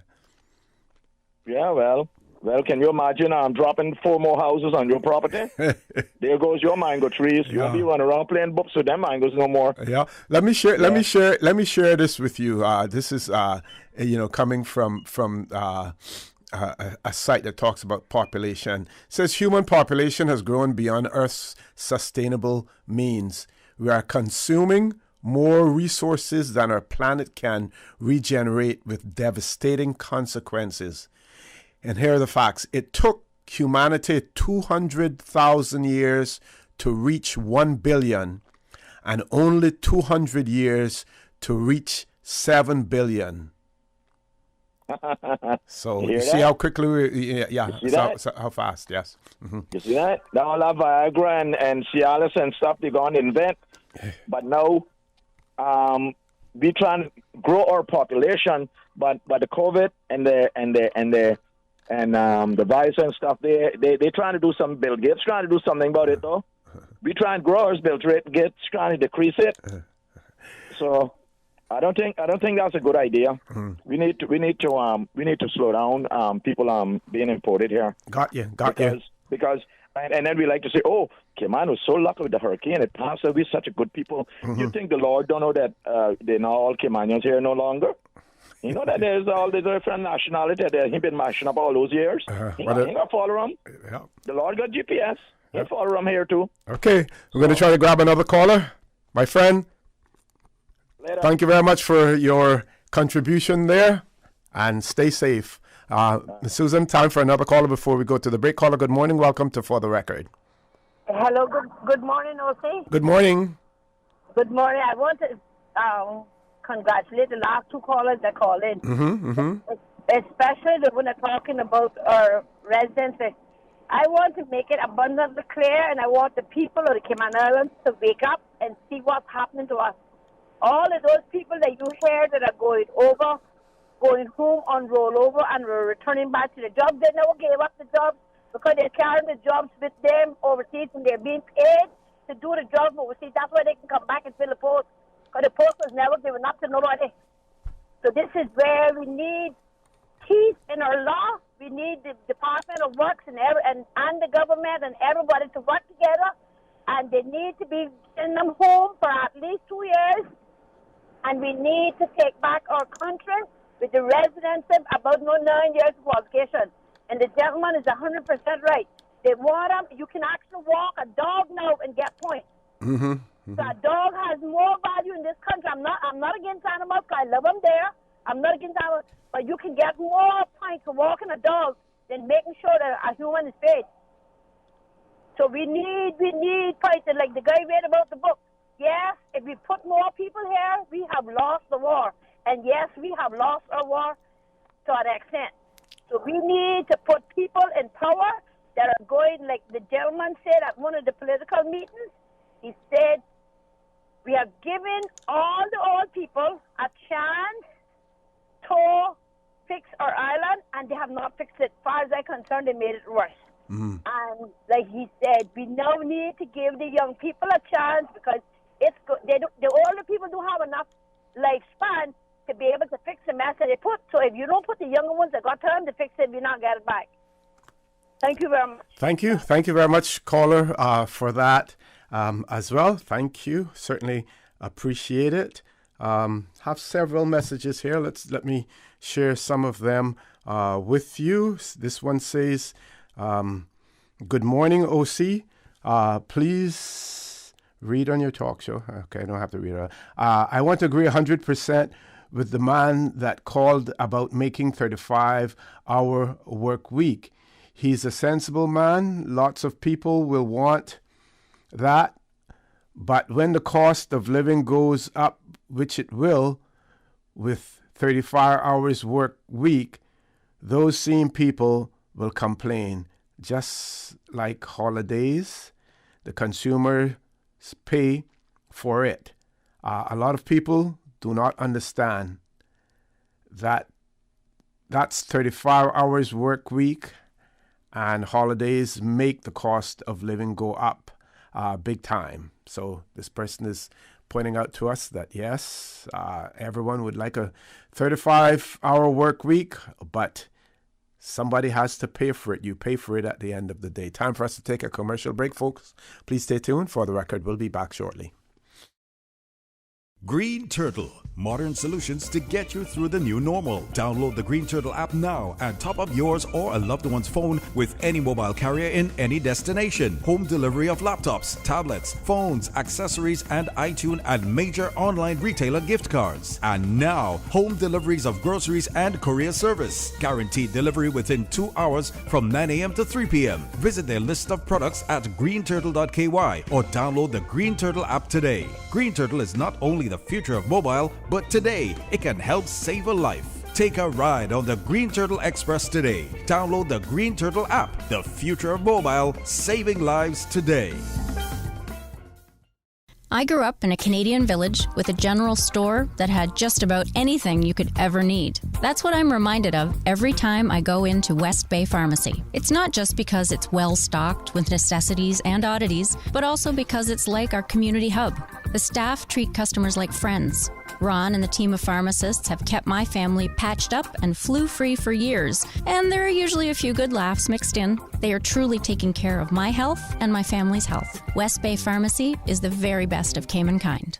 Honey, our fridge has stopped working again. Everything in the freezer is melting. We need to get this repaired right away. I'm calling Brand Source Service. When you need the very best appliance service, call Brand Source Service at 623-5000. Offering service and installation of all brands and models of appliances. Brand Source Service is Cayman's source for appliance parts and repairs with qualified and experienced technicians and the island's largest stock of appliance parts. Brand Source Service will have your repair completed in a flash. So, whatever the problem is, call the experts at 623-5000. Brand Source Service, Dorsey Drive, Industrial Park. Telephone 623-5000. There's nothing like the smell of freshly baked bread. The warm, inviting aroma, the fresh and natural taste. Just like homemade. 100% all-natural, additive-free bread. Enjoy fresh and natural-tasting bread from the iconic Caribbean Bakery. Always delivered fresh to your favorite supermarkets island-wide. Forget the imported frozen and thawed and enjoy our freshly baked selection of quality breads and pastries. Try our classic white and wheat sandwich breads, coconut and raisin breads, hamburger and hot dog buns, and a great selection of pastries. Feed your family fresh with Caribbean Bakery. For the record, with Ort Connor. Initiating system. For information that matters. For the record, with Ort Connor. Continues right now on Radio Cayman.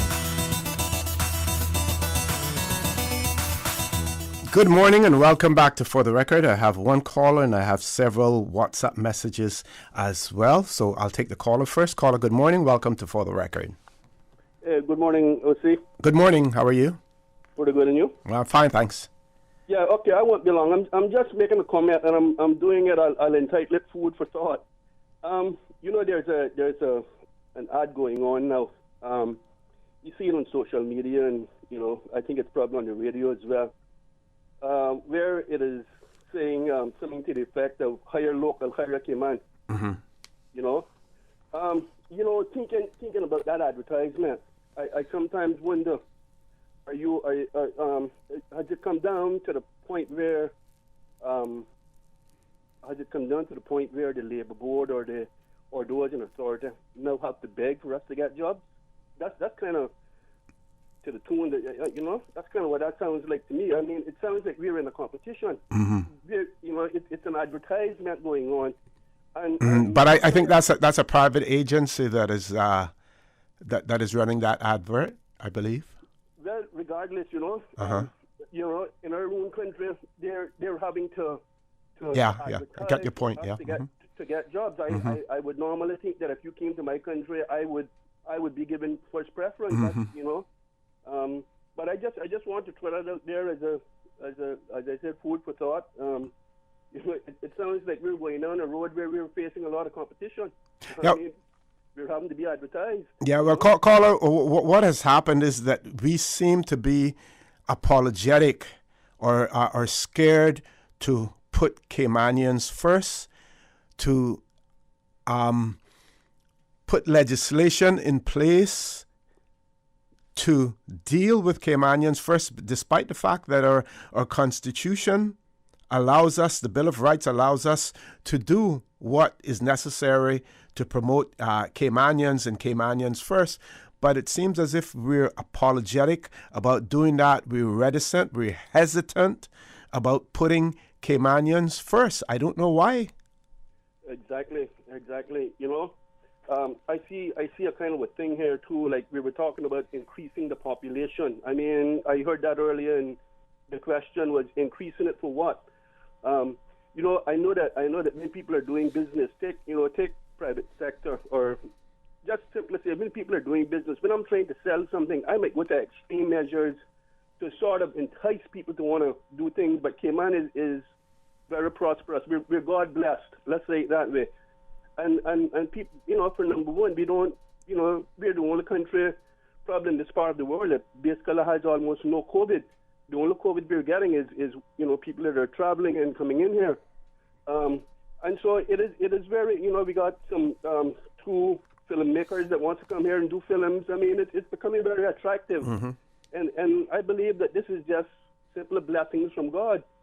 So, you know, having said that, I don't think it's really any need for us to go to any extremes of trying to do business as such, you know, going overboard and, you know, as they would say, bending backwards for people and that kind of stuff. I mean, I don't want to be like unhumble, you know. I want to, you know, I don't mind people coming here. I don't mind people coming here and doing business, doing work. But what I'm saying is that I don't think we should go and blow things out of proportion. That's to make things happen, you know. Got you. Yeah. Anyway, I'll close with that. Thank you very much. Well expressed. Okay. We have a caller, and this WhatsApp message is pretty long. I'm going to have to paraphrase. But let's take the caller first. Caller, good morning. Welcome to For the Record. Yes, good morning, Mr. Record. Good morning. How art thou? Pretty good. Nice cool weather up here. Good. Yeah. The breeze has subsided some? The wind? No, well, sort of, yeah, but it's pretty not, you know, normal for this time of year, you know. Let's put it that way. Yep. See, you know, when it's good to listen to the views of all the candidates and stuff like they come on the radio and stuff like that, you know. But when they come on to the radio and they're, I gotta say, campaigning on the radio,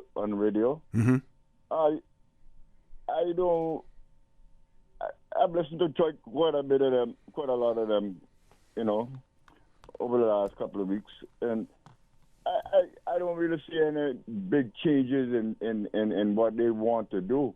They want to make things better. Well, one person can't do it all, and when they're trying to eliminate the parties, I think that's the wrong step or the wrong direction, because you cannot go in there and say you're going to do this unless you get the votes from the other rest of the members that are in the House to get whatever project it is that you want to get off the ground. Yeah, and a promise that is being made is limited in terms of if the person is elected, where they are in government, whether or not they're in a position to effect change. Now they can certainly advocate for it, and they can continue to talk about it in their debates in the parliament.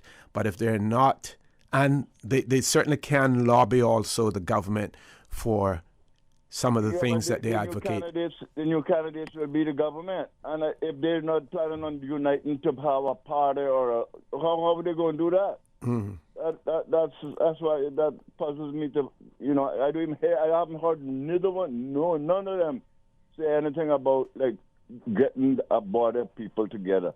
I mean, and if you did, if the House do not unite to get something done, they'll go in and spend 4 years, collect a bag of money, and go for the next election. Yeah. I want to hear people with views on uniting the House. Mm-hmm. Some part of the system have to be there. And another thing, I haven't heard any of them mention anything about the Speaker. And I mean, how can they be so silent about that? At least that have to be done. First, they have to remove this man, and they have to ban him from running ever again in the Cayman Islands. Well, when the Parliament resumes after an election, a new speaker will be chosen, or they will choose a speaker at that point in time. The current speaker doesn't automatically become the speaker in the next Parliament if he is re-elected. They have to remove this. They have to remove this man. But that's up to the voters of the district West Bay West. If those candidates that are running that go in there and they allow him to come back in there and go on with a bunch of foolishness that he's been going on with over the last decade, you just cannot. The Cayman Island people, it's one of the most respected people in the world, and you cannot have nobody, no part of the country, go there and think that they have a right to be there. And the reason why Alden is running again is that he hopefully that McKeown will get in and make him the speaker, as I see it. That is how I see it. Okay. That's your view. Okay. Yeah, all right, Osiris. Okay. No problem, man. Thank you very much. I ask you to leave us there. I'm going to read this message. It's pretty long. I'll try to paraphrase it. This person says, I want to talk about something that it's no secret because it's in the media, and by now all over the world. I am really concerned.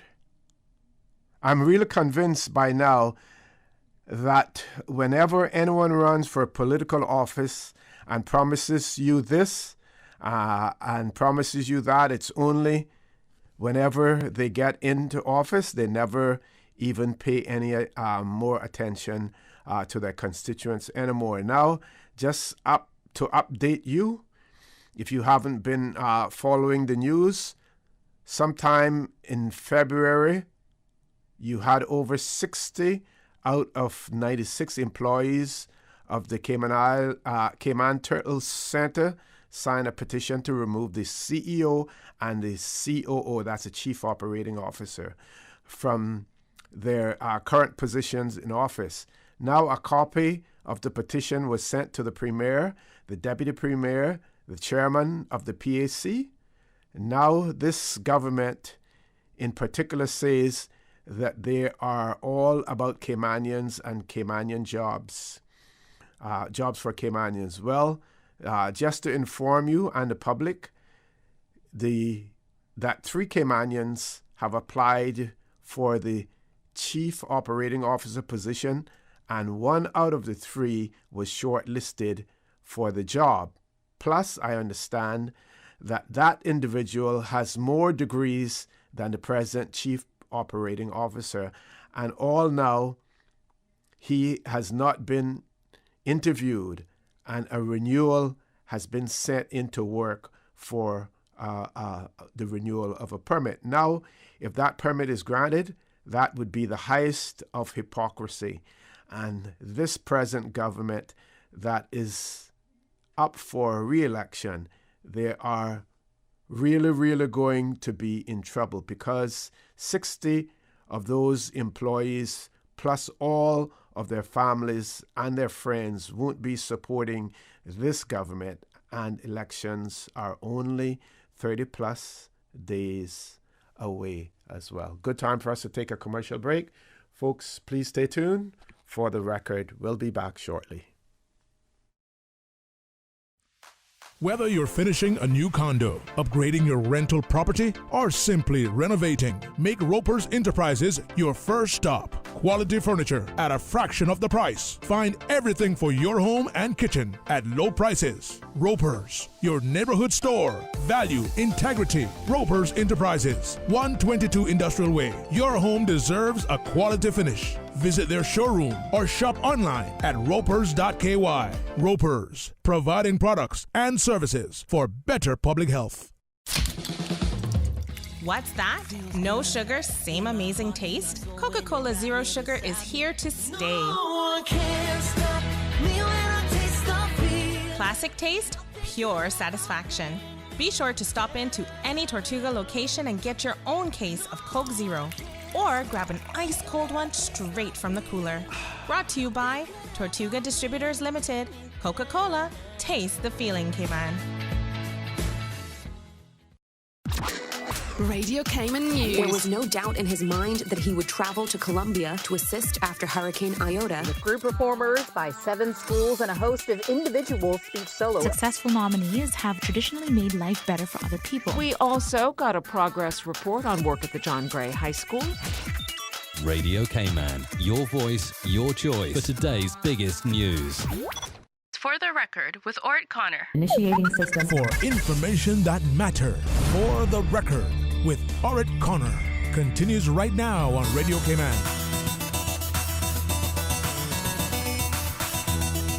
Good morning and welcome back to For the Record. As a footnote to what I read earlier, the individual also pointed out that the cost of a work permit for the chief operating officer at the Cayman Turtle Center is about $13,000 annually for a work permit. Whereas, of course, and this I'm just adding this to it, if a Caymanian is employed, then you don't have to pay any work permit fees for that Caymanian. So that's another plus there in terms of hiring a Caymanian as well. Do we have a caller, Ms. Susan? No calls? Okay. Want to share something with you. This is going to be rather long, so if you're attempting to dial at this point in time, you may not want to, because this is so interesting. Of course, you know where I'm coming from, Caymanian Compass. And it has to do with an editorial talking about our financial industry here in the Cayman Islands. And it starts off by, it says, starting in 1960, the Cayman Islands launched itself seriously on the road to becoming a tax haven. Those days, tax haven was used. We don't use that terminology anymore, but in those days, it was used. So the Cayman Islands in the 1960s was on the road to becoming a tax haven and attracting the incorporation here of companies by foreign interests. A new companies law was drafted, which was adopted in 1961. This was a great improvement over the previous Jamaican law. And over the past years, a large number of companies have been incorporated and maintain registered offices here, and of course pay substantial fees to the Treasury of the Cayman Islands. Nearly 2 years ago, a further very progressive step was taken to establish a committee to review the relevant laws and recommend any changes that might make the Cayman Islands still more attractive as a tax haven to enable this area to make serious inroads in those types of businesses which has flourished for so long and so successfully in the Bahamas, Switzerland, Liechtenstein, Liberia, Panama, Bermuda, and the Dutch West Indies. The recommendations of that committee are coming before the Legislative Assembly at its session commencing today, and it is hoped that they will be adopted, as they will provide great additional attractions for the foreign tax haven investor, and accordingly further substantial revenue and public publicity for the islands.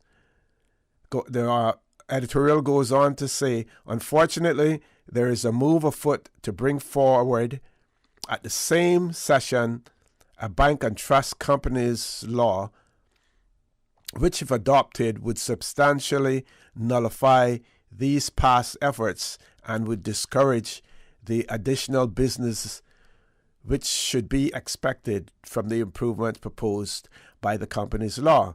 The bank and trust companies law, modeled after similar legislation recently adopted in the Bahamas, is seriously restrictive to tax haven operations. Whilst we firmly believe that there are many lessons to be learned from the Bahamas and elsewhere, this is not one of them. For many years now, the Bahamas has basked in the profits. Lost it there. Bask in the profits of an established tax haven area like Switzerland and Liechtenstein. It has become so popular from this point of view that it can now pick and choose the persons it will deal with and the type of operations it will allow. We are far from reaching that position. In fact, our tax haven operations are in the bare infancy stage. We must encourage and attract all comers until our reputation as a reliable tax haven has been firmly established by years of dealing in good faith. Until then, the cream of the crop will undoubtedly go to the Bahamas, Switzerland, and Liechtenstein, so long as those companies will accept their operations. Those countries, companies, will accept their operations. Meanwhile, we should attract as many companies as we can, since this is a case where nothing succeeds like success. It would be a mistake then to enact very discouraging legislation at this early stage. Incorporators of tax haven companies must be able to rely on absolute secrecy as to their holdings and activities. Everything must be done to maintain this if we are to obtain a competitive position in the world, for example, vis-a-vis Switzerland. The proposed bank and trust company law would give the financial secretary the right to demand information as to the financial position of such companies, and none of their shares could be transferred without permission, which would necessitate disclosure of the owners of the shares. The argument advanced in favor of this position, this proposed legislation, is that the public must be protected from possible fraud.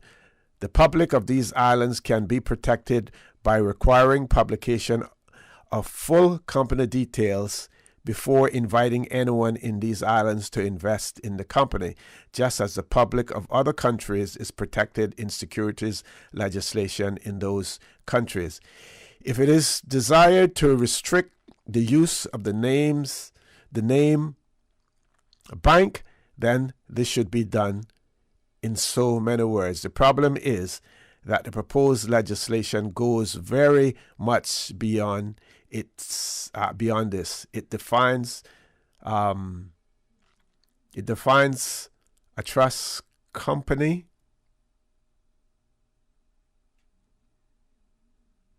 as in a company which is acting as a trust. the nature of a tax haven operation is that by and large, every tax haven company is acting as a trustee for its principals and would accordingly come under the purview of the proposed Bank and Trust Companies Law and come therefore under the obligation of certain circumstances to disclose its financial affairs and shareholdings. I will stop there for now, but that demonstrates the debate that was taking place at that point in time. Of course, we did end up with the Bank and Trust Companies legislation as well, and of course we know where we are now. I think from a position we are probably on a grey list when it comes to the OECD and everything. But those days it seemed pretty simple. Now it is very complicated. So just to say that we need competent legislators who will be able to address the challenges that the Cayman Islands will face going down the road as well. 2 callers. Let's see if we can grab 2 before we go to our break. That's in a 5-minute period of time. First caller, good morning. Welcome to For the Record. Good morning, Ossie. Good morning. This is Billy Simamba. How are you today? I'm fine, Billy. How are you doing? Good. Fine, thanks. Now, I wasn't going to call about the turtle farm, but I've been listening to the 4 or 5 previous callers, and I thought I should comment on that as well. Okay. I understand that the CEO is out there and they're going to employ somebody new. Is that what I heard? Well, what the writer said was that there was a petition, 60 out of 96 employees who were petitioning the government to remove the CEO as well as the COO. I see. Okay. Well, you see, from what I read in the public media, and I think it's credible public media, there was some issue about how a mistake was made to increase salaries. Yes. And then after it was discovered, the CEO took the matter to the board and provided like 3 or 4 different solutions, and they decided that they were going to opt for one of those. Mm-hmm. Okay. Mm-hmm, mm-hmm. Now, if that is what happened, why are they calling for the chief executive to resign? A mistake was made. It was acknowledged. He went to the supervising body, which is the board, and gave options, and they took one of the options. Why is it that then the chief executive has to go? Is there something I'm missing here? Well, as you know, I don't know if you know, but it has now been referred to the Standards in Public Life Commission. Okay. By the PAC, I am told, or not told. I think I read something. Yeah, I read something that it has been referred to Standards in Public Life. So we'll see what happens there. The persons referring it felt that there was a conflict. There was an apparent conflict of interest in terms of those recommendations being made to the board, and whether or not then the CEO what was the level of participation of the CEO in those deliberations? In that. Okay, yes, and I also read something about the PAC, somebody from the PAC saying that the person should have actually been fired. They were already saying that the person should be fired. Mm-hmm. But the general comment I want to make about that is this. To me, this is just a sign about how Caymanians are not ready to tolerate a mistake by one of their own. Mm-hmm. If this was an expert person, they would have said, well, this was a mistake. I think we understand what the problem was. I do not think that the person should be dismissed. I think they should be warned that it shouldn't happen again. But apparently, if it is a Caymanian, it's now very serious. The person has to be dismissed and so on. Let me give you an example. The Attorney General was, according again to a PC report, and this is public information, the Attorney General was giving illegal work to people outside, or rather without tender procedure, without appropriate tender procedures. And it came out in the deliberations of the Public Accounts Committee. And I remember at that time the one who explained it was the Solicitor General, who was explaining on behalf of the Attorney General, said, well, the reason that we actually keep using the same people, it's because these are the people who we have worked with before. And the question was, well, yes, but the tender procedures have to be followed. But was there anything that happened there? Did somebody say, let the Attorney General resign because he is deliberately flouting the rules? I mean, I was taught when I was growing up that the road to hell is paved with good intentions. Okay?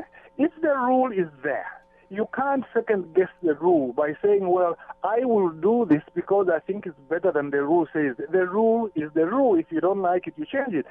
Do you see how the double standard is? The chief executive officer has to go for something which, in my view, was forgivable, a venial sin, as it's called, but other people who do even worse things are allowed to continue. But I thought that I should mention that. I think there's not something that needs to be done now. Thank you. The main thing I called for. Okay, you have less than a minute left, or you have to go to a break, and we do have other callers on hold. Okay, I just want to comment very quickly about the issue about the judiciary, where this review by Katina Anglin, it was said that. The judge had ordered that it should not be released publicly, and then later on they said no, but that is not true. To me, that raises a lot of credibility issues with the judiciary, because I also have the same problem. When I called to you last week, I said, well, I filed a default judgment, and they said, no, they couldn't file it. Even in my case, it was unclear. People were saying the judge said this, or the clerk said this, and there is a lot of problems regarding credibility. Let me stop here because we are short of time. Yes. We'll pick this up a little bit later and so on, because there's a lot to be said about it. Certainly, Billy. Thank you very much. Thank you very much. Bye-bye. Folks, we do have one caller on hold. We're going to make that the last caller for the morning as well after we come from the commercial break, because I want to share this whole thing about kidney disease. This is important. It's a health matter, and I want to share that before we close the show off. So please stay tuned for the record. We'll be back shortly. Did you know that defective airbags can cause serious injury or even death if not repaired immediately? Right now, millions of vehicles around the world are under recall for faulty Takata airbags, and yours could be one of them. At Vant Motors, our priority is to make sure the Toyota or Ford you drive is safe. So we are offering customers a free, fast and easy airbag swap out if your vehicle was manufactured in 2016 or earlier. Find out if you need to have new airbags installed by emailing your Ford or Toyota vehicle's VIN or vehicle identification number to service@vantmotors.com, or stop by Vamp's Service Center or call us at 949-2245. Don't risk it. Get the airbags in your Toyota or Ford checked for free at Vant Motors on Walkers Road. Green Turtle. Modern solutions to get you through the new normal. Download the Green Turtle app now and top up yours or a loved one's phone with any mobile carrier in any destination. Home delivery of laptops, tablets, phones, accessories, and iTunes and major online retailer gift cards. And now, home deliveries of groceries and courier service. Guaranteed delivery within 2 hours from 9 a.m. to 3 p.m. Visit their list of products at greenturtle.ky or download the Green Turtle app today. Green Turtle is not only the future of mobile, but today it can help save a life. Take a ride on the Green Turtle Express today. Download the Green Turtle app. The future of mobile, saving lives today. Did you know the third most important factor for customer retention is cleanliness? With 95% of shoppers saying exterior appliance influences where they decide to shop. Keep your business clean with Roper's Janitorial. From offices to restaurants, interior and exterior, walls to rugs and flooring. Roper's cleans it all, including 24-hour emergency service. Roper's Janitorial, 949-2511, or email janitorial@ropers.ky. Dress your business for success with Roper's Janitorial. We make your business shine. 949-2511. Roper's, providing products and services for better public health. The West Bay Action Committee will be holding a meeting tonight, Wednesday, March 10th, 7 p.m. at Papagallos, to discuss important concerns within the West Bay District. That is happening tonight, March 10th, 7 p.m. at Papagallos. There's nothing like the smell of freshly baked bread. The warm, inviting aroma, the fresh and natural taste, just like homemade. 100% all-natural, additive-free bread. Enjoy fresh and natural tasting bread from the iconic Caribbean Bakery. Always delivered fresh to your favorite supermarkets island-wide. Forget the imported frozen and thawed and enjoy our freshly baked selection of quality breads and pastries. Try our classic white and wheat sandwich breads, coconut and raisin breads, hamburger and hot dog buns, and a great selection of pastries. Feed your family fresh with Caribbean Bakery. For the record with Ort Connor. Initiating system. For information that matters. For the record with Ort Connor. Continues right now on Radio Cayman. Good morning and welcome back to For the Record. We're going to take the last caller that we had on hold because I have some health notices that I want to share as well. We're going to take the one, not unless they can... we do have another caller on hold that came on since I say that it would be the last call. But if both callers can be brief, I will try to accommodate. I don't want to leave someone out. So we're going to try to accommodate both. And hopefully I'll have enough time to share the health messages as well. First caller, good morning. Welcome to For the Record. Good morning, Mr. Connor. Good morning. Referring to a caller three calls back, he referred to Caymanian. He referred to population and purchase of property, etc. Population, we have Caymanians coming to high schools every year. They're going to have children as well. I don't know what we're in a rush for. We have to make space for these people. As far as I know, they're human beings, they're numbers, and they're Caymanians. So I can leave that there.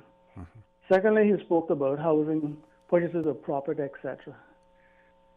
Between 2014 and 2016, I served 90 serves for mortgage and home repossession.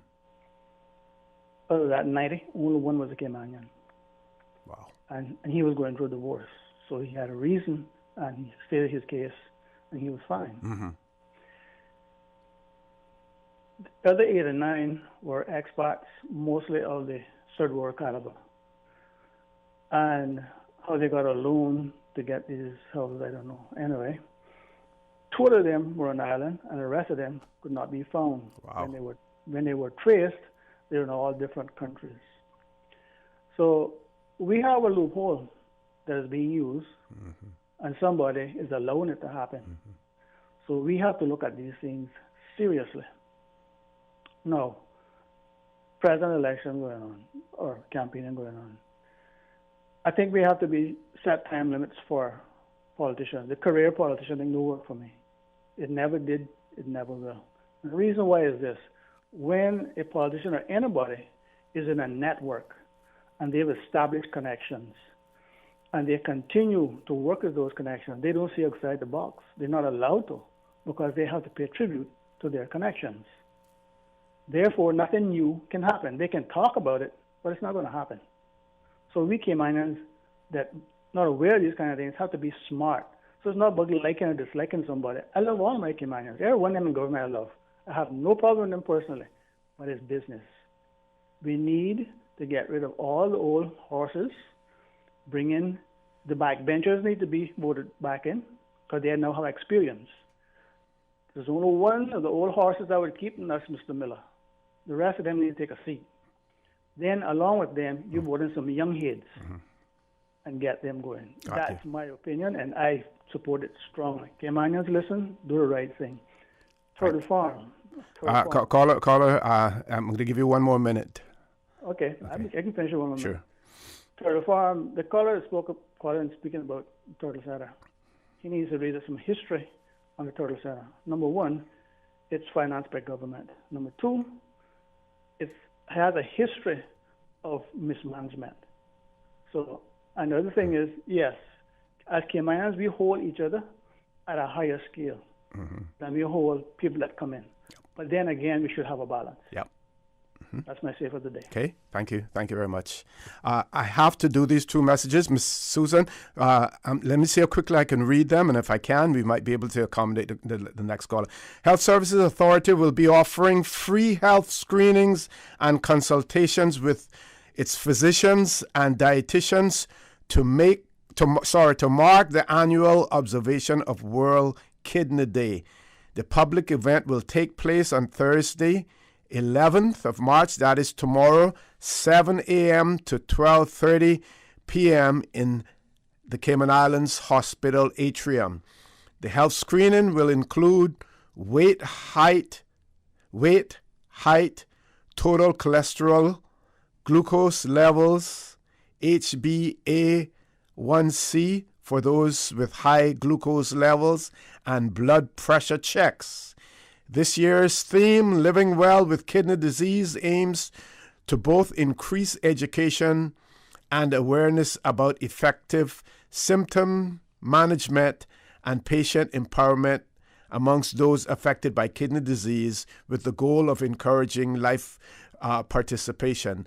This event is beneficial to those who have been diagnosed with kidney disease just as much as it is to those persons attending for preventive purposes. And that was the advice given by the dialysis unit nurse manager, Erlyn McLeod. The physicians and dietitians available will discuss with you, your care partners or family members, specific ways to become meaningfully involved in the management and treatment of your disease. They can discuss more effective and more integrated and holistic symptom management for kidney disease beyond traditional kidney therapies, including effective strategies to identify and manage symptoms that cause suffering, including pain, sleep issues, anxiety, depression, stress, mobility, frailty, and others. She explained. You can also ask for more education and management strategies to alleviate these symptoms so that you and your care partners can have a better health-related quality of life. World Kidney Day is a global campaign that aims to raise awareness of the importance of the kidneys to people's overall health and to reduce the frequency and impact of kidney disease and its assorted health problems worldwide as well. And very quickly, as far as COVID-19 vaccine is concerned, it continues. Persons must bring proof of residency / permit legally and ordinarily resident. Remember to wear a mask. 60 and over can go on any day. Stage 3. For stage 3, you must come on your name day, and if it is at all possible, you should download and print the form on their website and have it completed before you go there as well. We have 3 minutes. I'm going to take that caller for three minutes, and we have to be off the air. Caller, good morning. Welcome to For the Record. Good morning to you, Mr. O.C. Good morning, sir. Because possible, since I understand, another time I can elaborate on why I say certain things and what I'm going to say. Sure. Whenever we compare ourselves, I'm not going to talk political aspects of who to elect or who not to.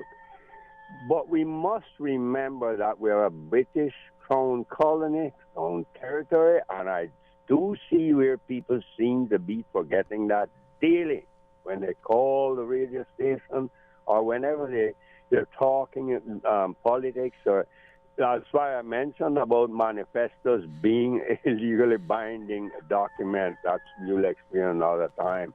Because many of the things that they may put on manifestos, they simply will not be able to get it done because of what I just said. And we see that happening.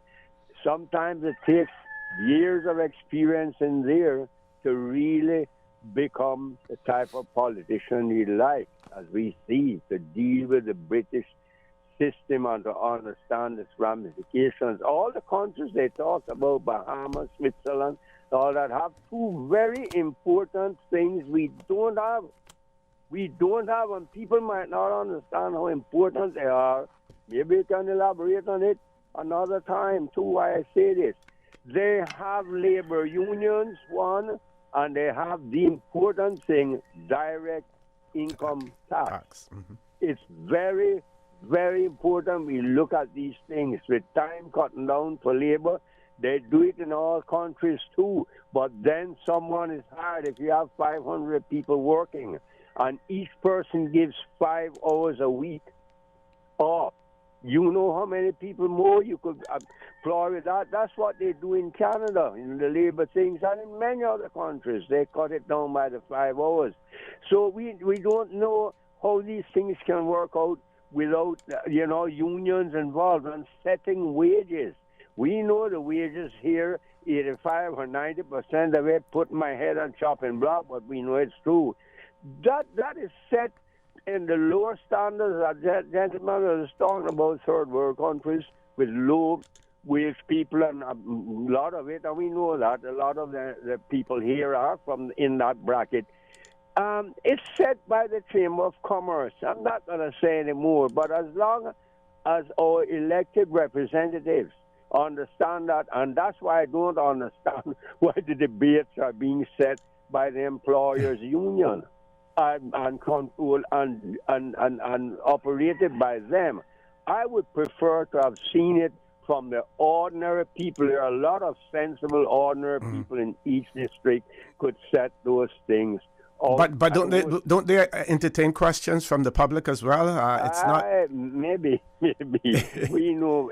Anyway, I won't say anymore. But I would prefer it that way.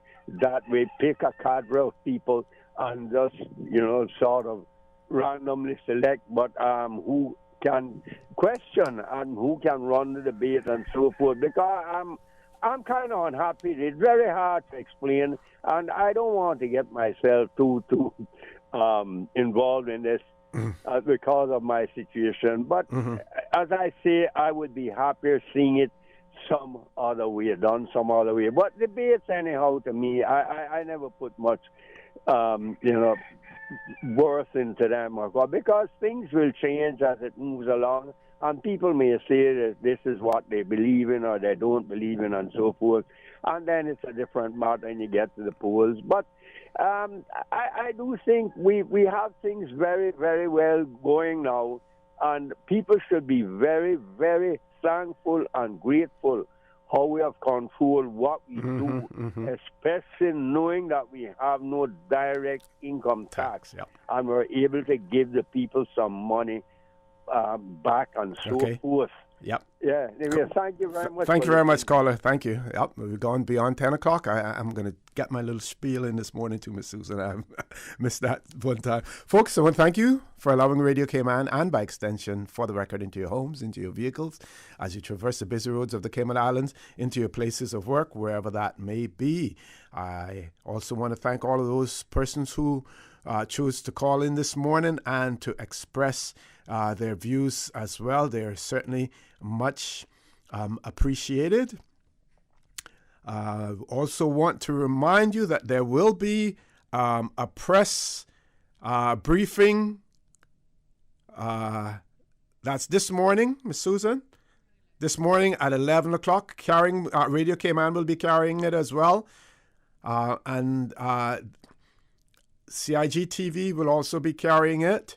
And that press briefing will be to discuss changes to the regulations and to give an update on vaccines in the Cayman Islands as well. So you can watch it live on Cayman Islands government YouTube channel and also Facebook page. And of course, like I said earlier, listen to it live on Radio Cayman.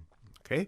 I also want to remind you that we are our brothers and our sisters' keepers. There is always someone out there who's less fortunate than we are, and I ask you to extend a helping hand to them. If you can't do that, then I suggest you donate to a worthy charity, because we always want to consider those who need, not necessarily those who want or even those who crave. So I say to you, have a great day. Continue to support your radio station, Radio Cayman. Join Sterling, Dwayne Ebanks at 12:15 for Talk Today, and as usual, we ask the good Lord to bless these three beautiful, wonderful Cayman Islands. For the Record is brought to you by Vamped Motors, the only authorized Ford and Toyota dealership serving the Cayman Islands. Coca-Cola, available across the Cayman Islands from Tortuga Distributors. Accept no substitutes. Taste the feeling with Coca-Cola. Brand Source Home Gallery, inspiring luxury. Caribbean Bakery, made Cayman fresh. Also brought to you by Ropers Enterprises, 122 Industrial Way. Products and services for better public health. Green Turtle. Take a ride on the Green Turtle Express today. Download the Green Turtle app, the future of mobile, saving lives today. The Ministry of Commerce, Planning and Infrastructure, and by West Bay Pharmacy, taking care of your health. Today's biggest news. Radio K-Man. It's only 2 species that we have, on the planet. Your voice, your choice. It is